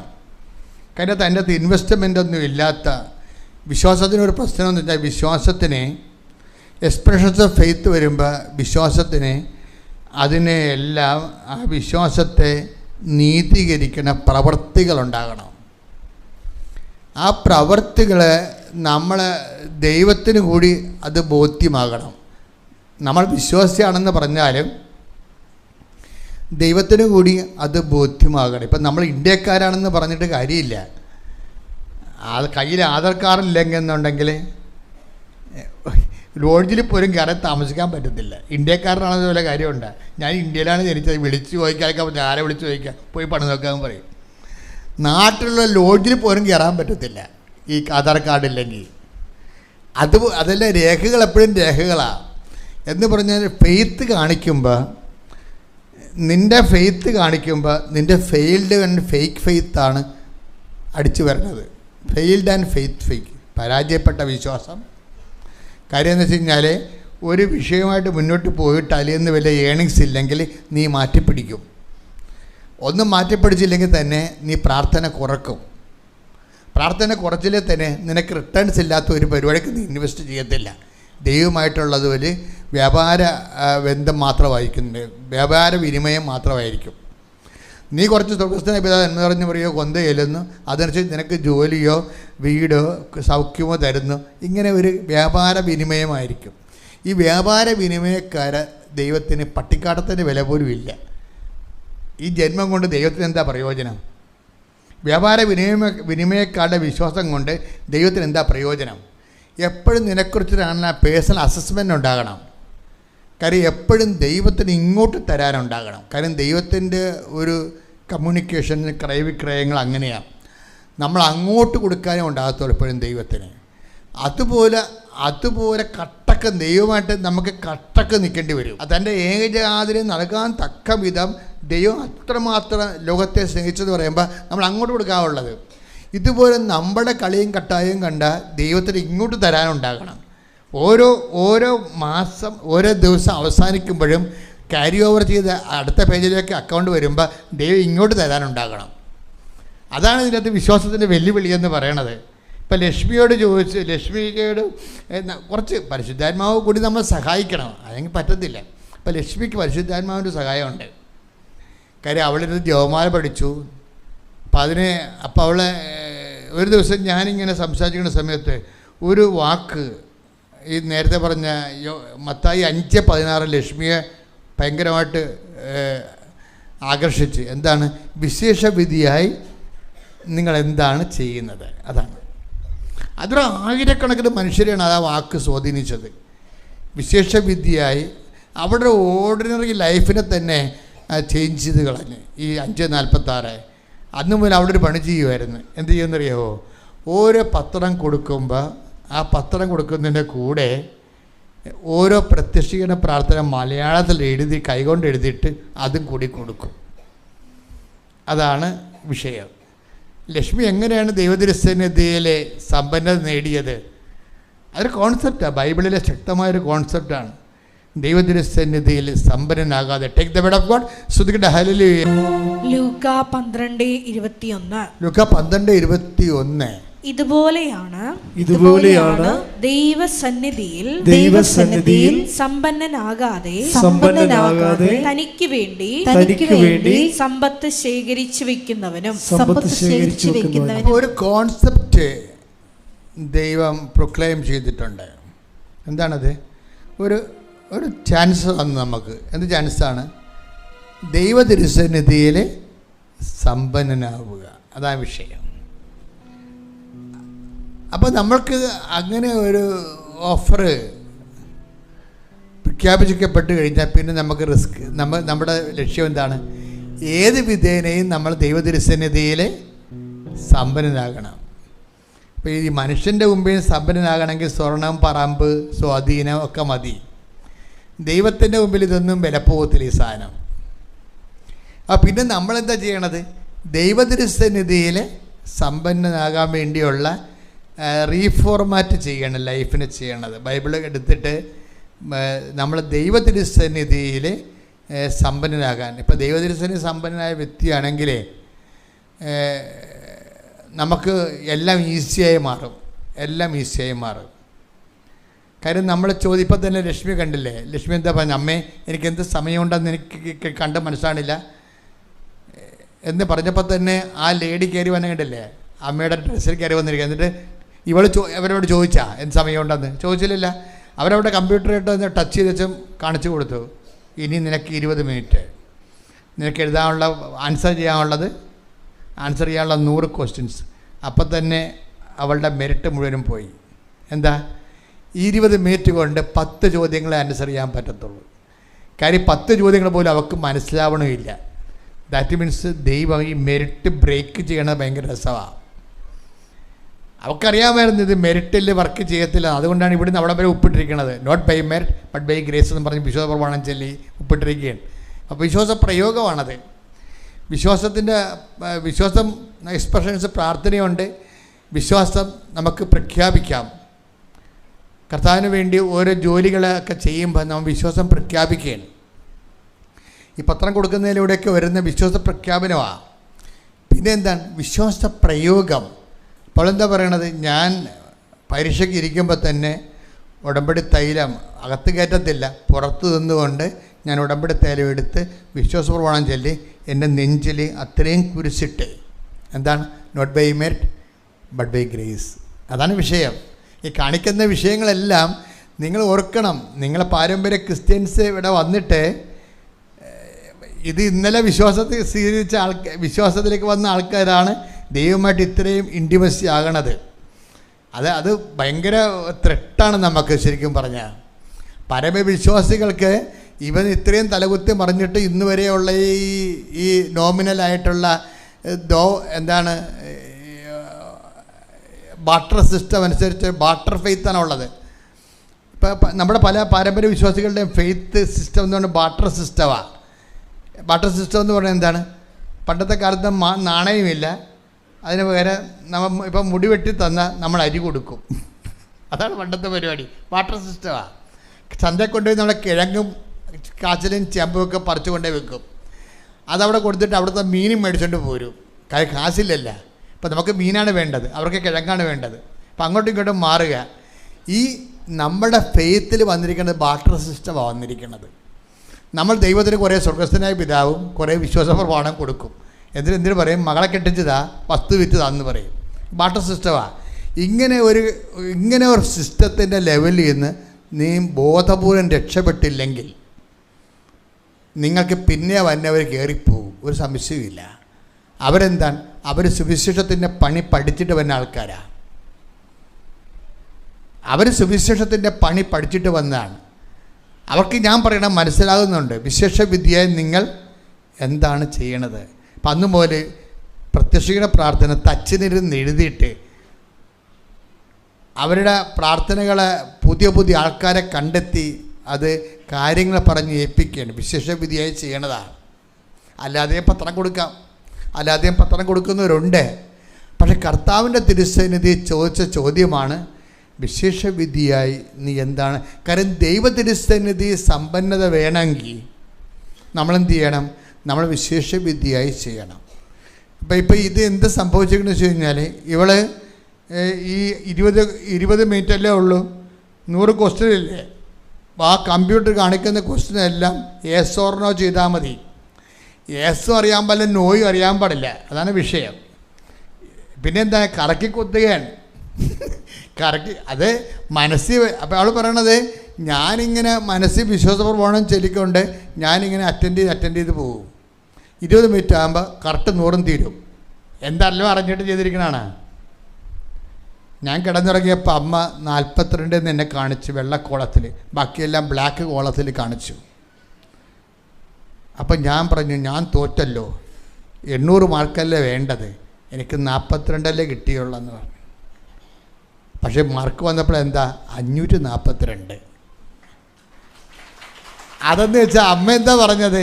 42 മര്യാദക്ക് നീ എഴുതിയിട്ടുള്ളൂ, 500 മാർക്ക് എൻ്റെ ബോണസാണെന്ന്. Price the Lord. അതായത് എന്ത് രസമാണെന്നില്ല കമ്മ്യൂണിക്കേഷൻ. അതായത് അവൾ അന്ന് പരീക്ഷ കടന്ന് തോറ്റുപോയല്ലോ, കണ്ണും പൂട്ടി കറക്കി കുത്തിയിരിക്കുകയല്ലേ.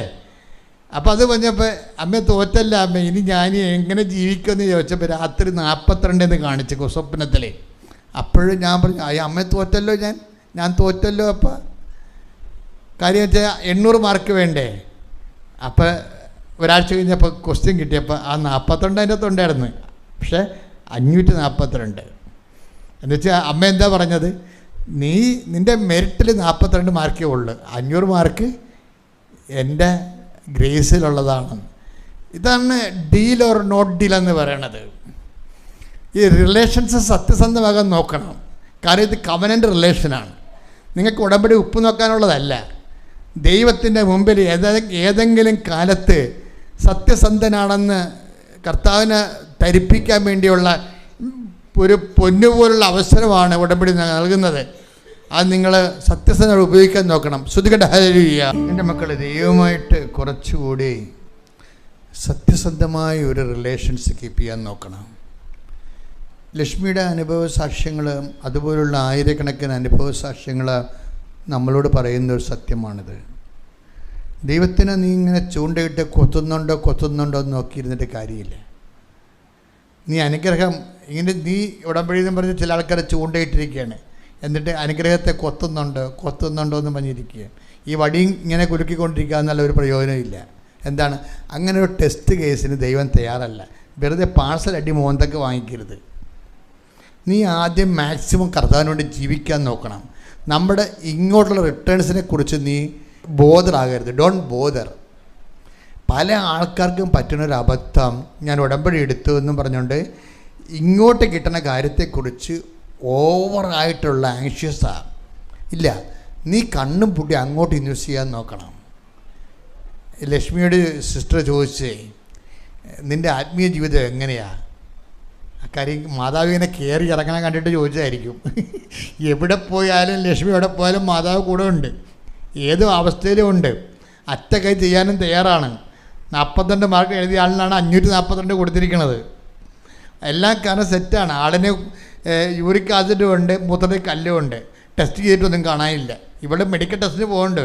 അമ്മയോട് കൊണ്ട് അമ്മ എനിക്ക് കല്ലുള്ള കാര്യം അമ്മക്കറിയാം, എനിക്ക് യൂറിക് ആസിഡുള്ള കാര്യം അമ്മയ്ക്കറിയാം. ഇത് ഞാനാകപ്പെടെ അമ്മനെ ഓർത്തിട്ടാണ് വരുന്നത്, അല്ലെങ്കിൽ എനിക്ക് എന്നെ ഓർത്തിട്ടാണെങ്കിൽ പുറത്തിറങ്ങാൻ പറ്റത്തില്ല. ടെസ്റ്റ് ചെയ്തിട്ട് സാധനമൊന്നും കാണുന്നില്ല. അമ്മ കാണണ്ടെന്ന് വിചാരിച്ചാൽ അവർ കാണത്തില്ല. അതാണ് വിഷയം. കാര്യം ഇതെല്ലാം ദൈവതിരുസന്നിധി. നമ്മുടെ മുമ്പിൽ, എൻ്റെ മക്കളെ, നമ്മുടെ മുമ്പിലുള്ള ഓപ്ഷൻ എന്ന് പറയണത് ദൈവതിരുസന്നിധി കറയില്ല, കളങ്കമില്ലെന്ന് കാണിച്ചാൽ മതി. നമ്മുടെ ഏറ്റവും വലിയ പ്രശ്നം അതാണ്. നമ്മൾ റിസേർവ്ഡ് അല്ലെന്ന് കാണിക്കണം. കാര്യം ദൈവം ഈ ധവളപത്രം കാണിക്കുന്നുണ്ട്. ഇപ്പോൾ എല്ലാവരും പറയണത് ധവളപത്രം കാണിക്കൂ, ധവളപത്രം കാണിക്കുന്നു. അവരങ്ങോട്ടും ഇങ്ങോട്ടും ഒക്കെ പറയുന്നതിൽ, അങ്ങോട്ടും ഇങ്ങോട്ടും പറയുന്നതിൽ എല്ലാം സത്യങ്ങളുണ്ട്. അതെൻ്റെ സബ്ജക്റ്റിലാകത്തുകൊണ്ട് ഞാനിങ്ങനെ കമൻറ്റ് ചെയ്യാത്തതാണ്. പക്ഷെ എന്നാലും ധവളപത്രം കാണിക്കാൻ സർക്കാരിനോട് ഇപ്പോൾ പലരും ആവശ്യപ്പെടുന്നുണ്ട്, ആർക്കെല്ലാം എന്തെല്ലാം കൊടുത്തു എന്നുള്ളത്. ഓക്കെ, പക്ഷേ നമ്മുടെ ദൈവത്തിൻ്റെ തിരുസന്നിധിയിൽ ധവളപത്രത്തിൻ്റെ പ്രശ്നമുണ്ട്. ദൈവത്തിന് ധവളപത്രം കാണിച്ചിട്ടുണ്ട്. എന്താണ്? തൻ്റെ ഏകജാതനെ നൽകാൻ തക്ക വിധം ദൈവം ഒന്നും റിസർവ്ഡ് ചെയ്ത് വെച്ചിട്ടില്ലെന്ന് പറഞ്ഞിട്ടുണ്ട്. അതാണ് ധവളപത്രം. അതായത് ഈ യോഹന്നാൻ 3:16 ഒരു ധവളപത്രമാണ്. എന്താണ്? I have nothing reserved for me, four myself. ഞാൻ എനിക്ക് വേണ്ടി ഒന്നും റിസർവ് ചെയ്തിട്ടില്ല. തൻ്റെ ഏകജാതിന് നൽകാൻ തക്ക വിധം അവൻ ലോകത്തെ അത്രമാത്രം സ്നേഹിച്ചു. കൈയടിച്ച് ശ്രദ്ധിക്കട്ടെ. ഹല്ലേലൂയ. എൻ്റെ ദൈവത്തിൻ്റെ പരിശുദ്ധമായി ഇപ്പോൾ നിന്നോട് സംസാരിക്കുന്നത് എന്താണ്? ദൈവത്തിൻ്റെ ധവളപത്രം കാണിച്ചു. എന്താണ്? ഒന്നുമേ ദൈവത്തിന് വേണ്ടി റിസർവ് ചെയ്ത് വെച്ചിട്ടില്ല. നമുക്ക് യേശുക്രിസ്തു നൽകിയവൻ അവനോട് കൂടെ സമസ്തവും നമുക്ക് നൽകത്തില്ലേ എന്ന്. അപ്പോൾ ഒന്നും റിസർവ് ചെയ്ത് വെക്കാതെ സമസ്തവും നമുക്ക് നൽകുന്നതിന് വേണ്ടി ദൈവം ഈ ധവളപത്രം ഉയർത്തുമ്പോൾ നമ്മുടെ മുമ്പിലുള്ള ഓപ്ഷൻ എന്താണ്? നമ്മളും ദൈവത്തോട് പറയണം, ഞാനും ഒന്നും റിസർവ് ചെയ്ത് വെച്ചിട്ടില്ല എന്ന്. ഇത് നിങ്ങൾ ഉറപ്പ് വരുത്തണം. എന്നാൽ ഓക്കെ ആകും ഉടമ്പടി. ഞാനും ഒന്നും എനിക്ക് വേണ്ടി. ലക്ഷ്മിയോട് സിസ്റ്റർ ചോദിച്ചേ, നിനക്ക് എന്തെല്ലാം ആധ്യാത്മിക വളർച്ച ഉണ്ടായെന്ന് പറഞ്ഞു. അപ്പോൾ ലക്ഷ്മി എടുത്ത വാക്യം പറഞ്ഞത്, ഞാൻ എടുത്തുചാട്ടക്കാരിയാണ്, ഒരു മുൻകോപിയാണ്. ഇപ്പം എല്ലാവരോടും ഞാൻ മാർദ്ദവമായിട്ടാണ് പെരുമാറണത്, നത്തിങ് റിസർവ്ഡ് പോയ കാര്യം. നമ്മളിങ്ങനെ മുൻകോപം എടുത്തിയാടം കാണിക്കുമ്പോൾ നമ്മളുടെ ഒരു ഫെയിം മറ്റുള്ളവരുടെ മുമ്പിൽ, ചില ആൾക്കാരിങ്ങനെ മസിലൊക്കെ പിടിച്ച് തല ഉയർത്തി മിണ്ടാത്തില്ല. കാര്യം അവരോട് അധികം മിണ്ടിക്കഴിഞ്ഞാൽ അവർ പറയണത് ഇവർ നമ്മുടെ തലയ്ക്കൊരു നിരങ്ങുമെന്നാണ് പറയണത്. ചില ആൾക്കാർ റിസർവ്ഡ് കാണിക്കുന്നതിൻ്റെ കാര്യം എന്താ? ഇപ്പോൾ സ്വന്തം ഭാര്യയെടുത്ത് പോലും വളരെ എണ്ണിത്തൂക്കി ഒരു ദിവസം 10 വാക്ക് ഉപയോഗിക്കും. 11 വാക്ക് ഉപയോഗിച്ചാൽ അവൾക്ക് ടെൻഷനാണ്. എന്താ കാര്യം? ഇവളോട് അധികം സംസാരിച്ചാൽ അവൾക്ക് എൻ്റെ തലക്കയറി നിരങ്ങുമെന്നാണ്. പിള്ളേരോട് സംസാരിക്കത്തില്ല, കുറച്ച് കഴിയുമ്പോൾ ചത്തുപോകും. അധികം സംസാരിക്കാതെ തന്നെ കൈയും കുപ്പി പടവും പിടിച്ച് പോണ കാണാം പാവപ്പെട്ടവൻ. അപ്പോൾ ഇങ്ങനെ കുറച്ച് മസിൽ പിടുത്തങ്ങളുണ്ട്. അത് റിസർവേഷനാണ്, റിസർവ് ചെയ്ത് വെക്കുകയാണ്. നിങ്ങളൊന്ന് ആ മസിലൊക്കെ ഒന്ന് അയക്കണം. അതെല്ലാവരോടും സംസാരിക്കണം. മറ്റുള്ളവരോട് സംസാരിച്ച് കഴിയുമ്പോൾ അവർ നിങ്ങൾക്ക് വില തരത്തില്ലെന്നാണ് പറയണത്. That is reserved. ഈ ധവളപത്രം നിങ്ങൾ കാണിക്കണം. കാര്യം എന്താണ്? ഞാനൊന്നും റിസർവ് ചെയ്ത് വെച്ചിട്ടില്ല. കർത്താവിനെ പ്രതി ഞാൻ എന്നെ തന്നെ എല്ലാവർക്കും വെളിപ്പെടുത്തിയിട്ടുണ്ട്. പ്രാർത്ഥിക്കുക, കർത്താവായ ദൈവമേ, നിന്നെ പോലെ ഒന്നും റിസർവ് ചെയ്ത് വെക്കാതെ ഞാൻ എന്നെ തന്നെ എന്റെ കുടുംബത്തിനും സമൂഹത്തിനും സംലഭ്യനാകാൻ അനുഗ്രഹിക്കണമേ. ശ്രദ്ധിക്കട്ടെ. ഹല്ലേലൂയ.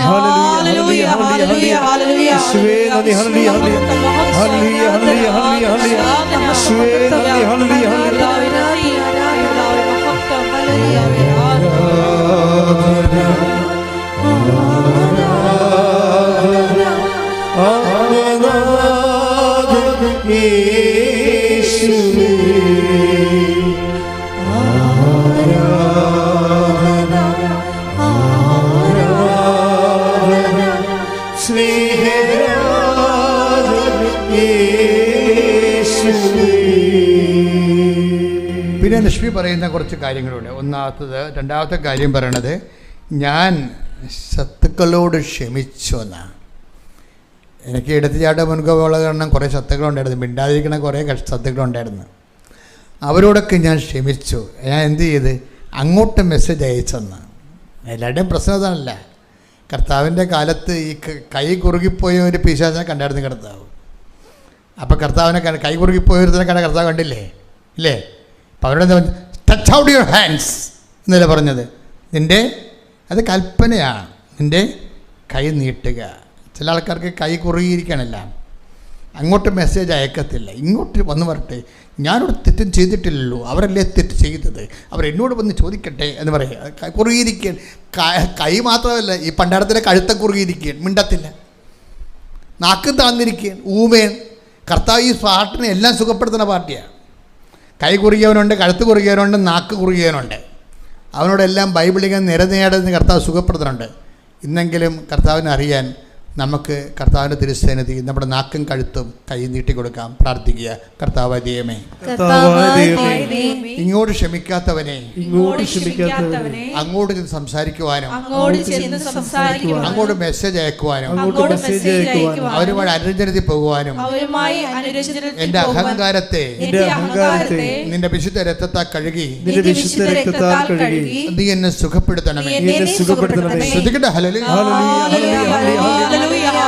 യേശുവേ നന്ദി. ഹല്ലേലൂയ സദയനേ തുടേണേ സുഖമായി എൻ്റെ ഉള്ളം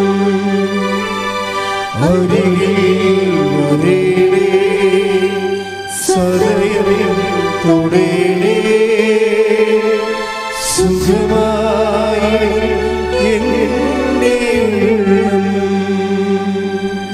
എന്താ വിഷയം എന്ന് വെച്ച് കഴിഞ്ഞാൽ, ഈ ഉടമ്പടി വരുമ്പോൾ ഈ ഉടമ്പടി എപ്പോഴും നോക്കുന്നത് അവൻ പറയണത് പോലെ ചെയ്യുന്നതല്ലേ. അപ്പം അതുകൊണ്ട് തന്നെ ആദിമസഭയെല്ലാം ഈ കവനൻ്റ് ഫോർമുല ഉപയോഗിച്ചിട്ട് ലൈഫ് റീഫോർമാറ്റ് ചെയ്തിട്ടുണ്ട്. ഇപ്പോൾ യാക്കോബിൻ്റെ 1:22 എടുത്തേ. നിങ്ങൾ വചനം കേൾക്കുക മാത്രം ചെയ്യുന്ന, പറഞ്ഞ നിങ്ങൾ വചനം കേൾക്കുക മാത്രം ചെയ്യുന്ന ആത്മവഞ്ചകരാകാതെ അത് അനുവർത്തിക്കുന്നവരും ആയിരിക്കുവിൻ. അപ്പോൾ വചനത്തിന് പ്രാധാന്യം കൊടുക്കുന്നത് അനുവർത്തിക്കുന്നതിലാണ്, കേൾക്കുന്നതിലല്ല. കേട്ട് മാത്രം ഇരിക്കുന്ന ആൾക്കാർ ആത്മവഞ്ചകർ, അവരവിടെ തന്നെ വഞ്ചിക്കുകയാണ് ചെയ്യണത്. കാര്യം വചനം നമ്മൾ എക്സിക്യൂട്ട് ചെയ്യുന്നതിലാണ് ഈ കവനൻ്റ് ശരിക്കും വർക്കിംഗ് കണ്ടീഷനിലാകണത്. അപ്പം നമുക്ക് ചെയ്യാനാണ് ചൊല്ലാനുള്ളതിനേക്കാളും നമുക്കെല്ലാം ചെയ്യാനുള്ളത്. അപ്പം നിങ്ങൾ ചെയ്യുന്നത് ദൈവം അത് അക്കൗണ്ട് ചെയ്യുന്നുണ്ട്. അപ്പം അതുകൊണ്ട് തന്നെ നമ്മൾ ഇപ്പം അതുകൊണ്ട് ഈശോ എപ്പോഴും പറയവേ, ഈ ബിഹേവിയർ ഇല്ലേ, ബിഹേവിയർ എന്ന് വെച്ചാൽ എന്താണ്? പെരുമാറ്റവും വിശ്വാസവും തമ്മിൽ കുറേ ബന്ധമുണ്ട്. പെരുമാറ്റവും വിശ്വാസവും, പെരുമാറ്റവും പ്രത്യാശയും. മത്തായി സുവിശേഷം എടുത്തേ 7:16 എടുത്തേ. മത്തായി സുവിശേഷം 7:16. ശ്രദ്ധിക്കട്ടെ. ഹല്ലേലൂയ ഹല്ലേലൂയ ഹല്ലേലൂയ ഹല്ലേലൂയ. യേശുവേ നന്ദി. ഹല്ലേലൂയ ഹല്ലേലൂയ. മത്തായി 7:16. ഫലങ്ങളിൽ നിന്ന് അവരെ മനസ്സിലാക്കാം. അതായത് വൃക്ഷത്തെ അറിയണത് ഫലങ്ങളിൽ നിന്നാണ്. നമ്മുടെ പെരുമാറ്റമാണ് ബൈബിളിൽ എപ്പോഴും ഫലമെന്ന് പറയണത്. അപ്പോഴേ പെരുമാറ്റത്തിൽ വിശ്വാസം പെരുമാറ്റവും തമ്മിൽ ബന്ധമുണ്ട്. നിങ്ങൾ ഉടമ്പടിയിലാണെന്നുണ്ടത് ദൈവം മനസ്സിലാകണത് നിങ്ങളെ കുത്തിയിരുന്ന് ആ പ്രത്യക്ഷീകരണ പ്രാർത്ഥന 300 പ്രാവശ്യം ചെല്ലുമ്പോഴും ബൈബിൾ കാണാപ്പാടം എഴുതുമ്പോഴല്ല. അതങ്ങനെ എന്തെല്ലാം നോൺസെൻസ് പരിപാടി ആൾക്കാർ ചെയ്തിട്ടുണ്ട്. അതുകൊണ്ട് എന്ത് പ്രയോജനമാണ്? അപ്പോൾ നിങ്ങൾ ആ ബൈബിൾ മൊത്തം എഴുതാമെന്ന് വിചാരിച്ചോ? എന്ത് നമ്മൾ ബിഷപ്പിനാ കർദിനാളിനാ കൊണ്ടേ കൊടുക്കുകയും ചെയ്യും. ഇങ്ങനെ കൊടുത്തോ കേട്ടോ, ഒന്ന് വെറുതെ ഇരിക്കണേക്കാൾ നല്ലതാണ്. അത് ചൊറിയും കൊടുത്ത് വീട്ടിലിരിക്കണേക്കാൾ നല്ലതാണ് ബൈബിൾ. പക്ഷേ അതല്ലല്ല പ്രശ്നം. അതായത് ഉടമ്പടി നമ്മൾ ആവശ്യപ്പെടുന്നത് എന്താണ്? അത് അനുവർത്തിക്കുന്നവരാകണം. അത് അനുവർത്തിക്കുന്നവർ ബൈബിൾ എഴുതുകയാണേ കുഴപ്പമില്ല, കറക്റ്റാണ്. അവർക്ക് ബൈബിൾ കാണാപ്പാഠം പഠിക്കാനും. അനുവർത്തിക്കാതെ ഈ സംഭവം എഴുതാൻ വേണ്ടി എഴുതുമ്പോൾ ഒരു നോ യൂസാണ് ഈ സംഭവം. കാര്യം എന്താണ്? വൃക്ഷത്തിൽ നിന്ന് ഫലത്തിൽ നിന്ന് വൃക്ഷത്തെ അറിയാം. പെരുമാറ്റത്തിൽ നിന്നാണ് നിങ്ങൾ ഉടമ്പടിയാണ്ടായില്ല എന്നറിയണത്. പെരുമാറ്റം എന്ന് പറഞ്ഞാൽ എന്താണ്? ഫലങ്ങളാണ് ശരിക്കും. ഫലങ്ങളെന്ന് പറയാൻ എന്താ? ഗലാത്യർ 5:22 എടുത്തേ. ഗലാത്യർ 5:22 എടുത്തേ. ശ്രുതികട ഹല്ലേലൂയ ഹല്ലേലൂയ ഹല്ലേലൂയ ഹല്ലേലൂയ ഹല്ലേലൂയ.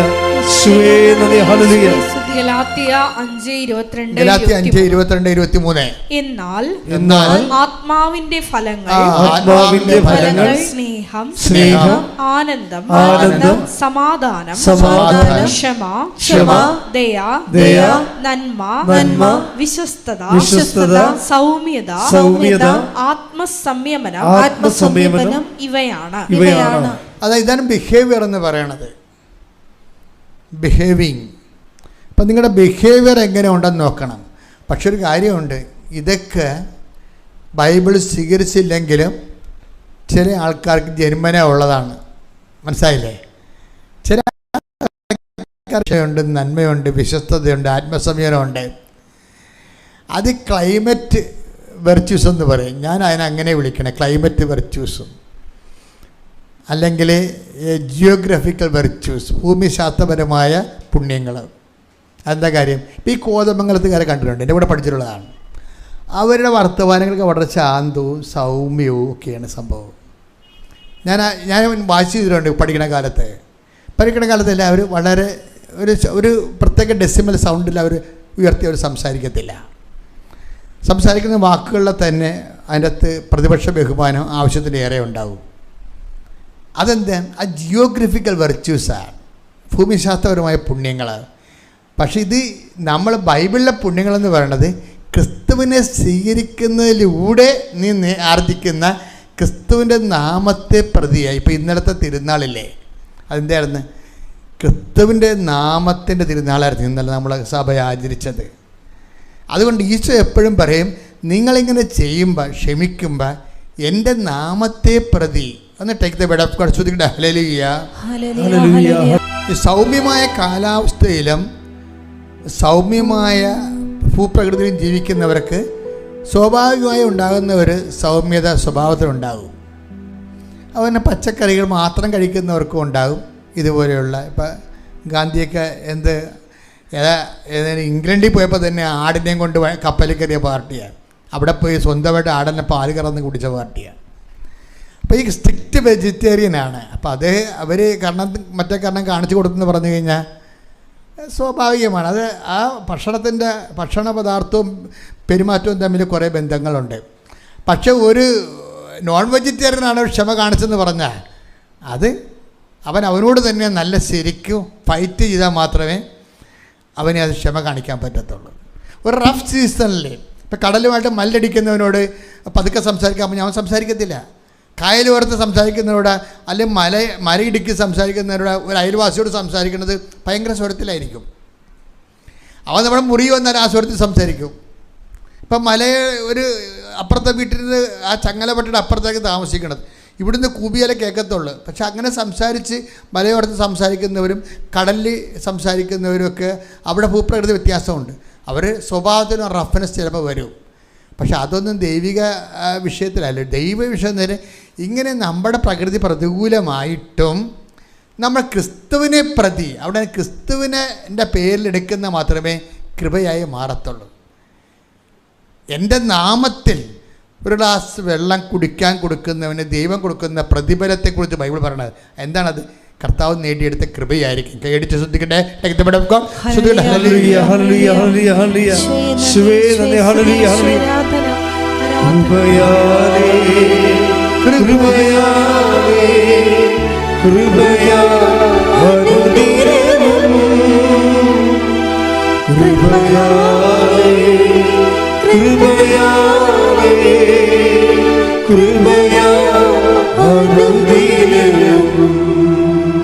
മർക്കോസ് 9:41. മർക്കോസ് 9:41. സത്യമായി ഞാൻ നിങ്ങളോട് പറയുന്നു, നിങ്ങൾ ക്രിസ്തുവിനുള്ളവരാകയാൽ അവന്റെ നാമത്തിൽ ആരെങ്കിലും നിങ്ങൾക്ക് ഒരു പാത്രം വെള്ളം കുടിക്കാൻ തന്നാൽ അവന് പ്രതിഫലം ലഭിക്കാതിരിക്കുകയില്ല. ഈ പ്രതിഫലം എന്ന് പറഞ്ഞാൽ അവൻ നേടിയെടുത്ത കൃപയാണ് ശരിക്കും പറഞ്ഞാൽ. അപ്പോൾ നമ്മൾ ചെയ്യുന്ന ഓരോ വാക്ക്, നിങ്ങൾ സൗമ്യത കാണിച്ചു, ക്ഷമ കാണിച്ചു, കരുണ കാണിച്ചു എന്ന് പറഞ്ഞാൽ ഉടമ്പടിക്ക് ശേഷമുള്ള ബിഹേവിയർ പാറ്റേൺ ചേഞ്ച് ചെയ്യണം.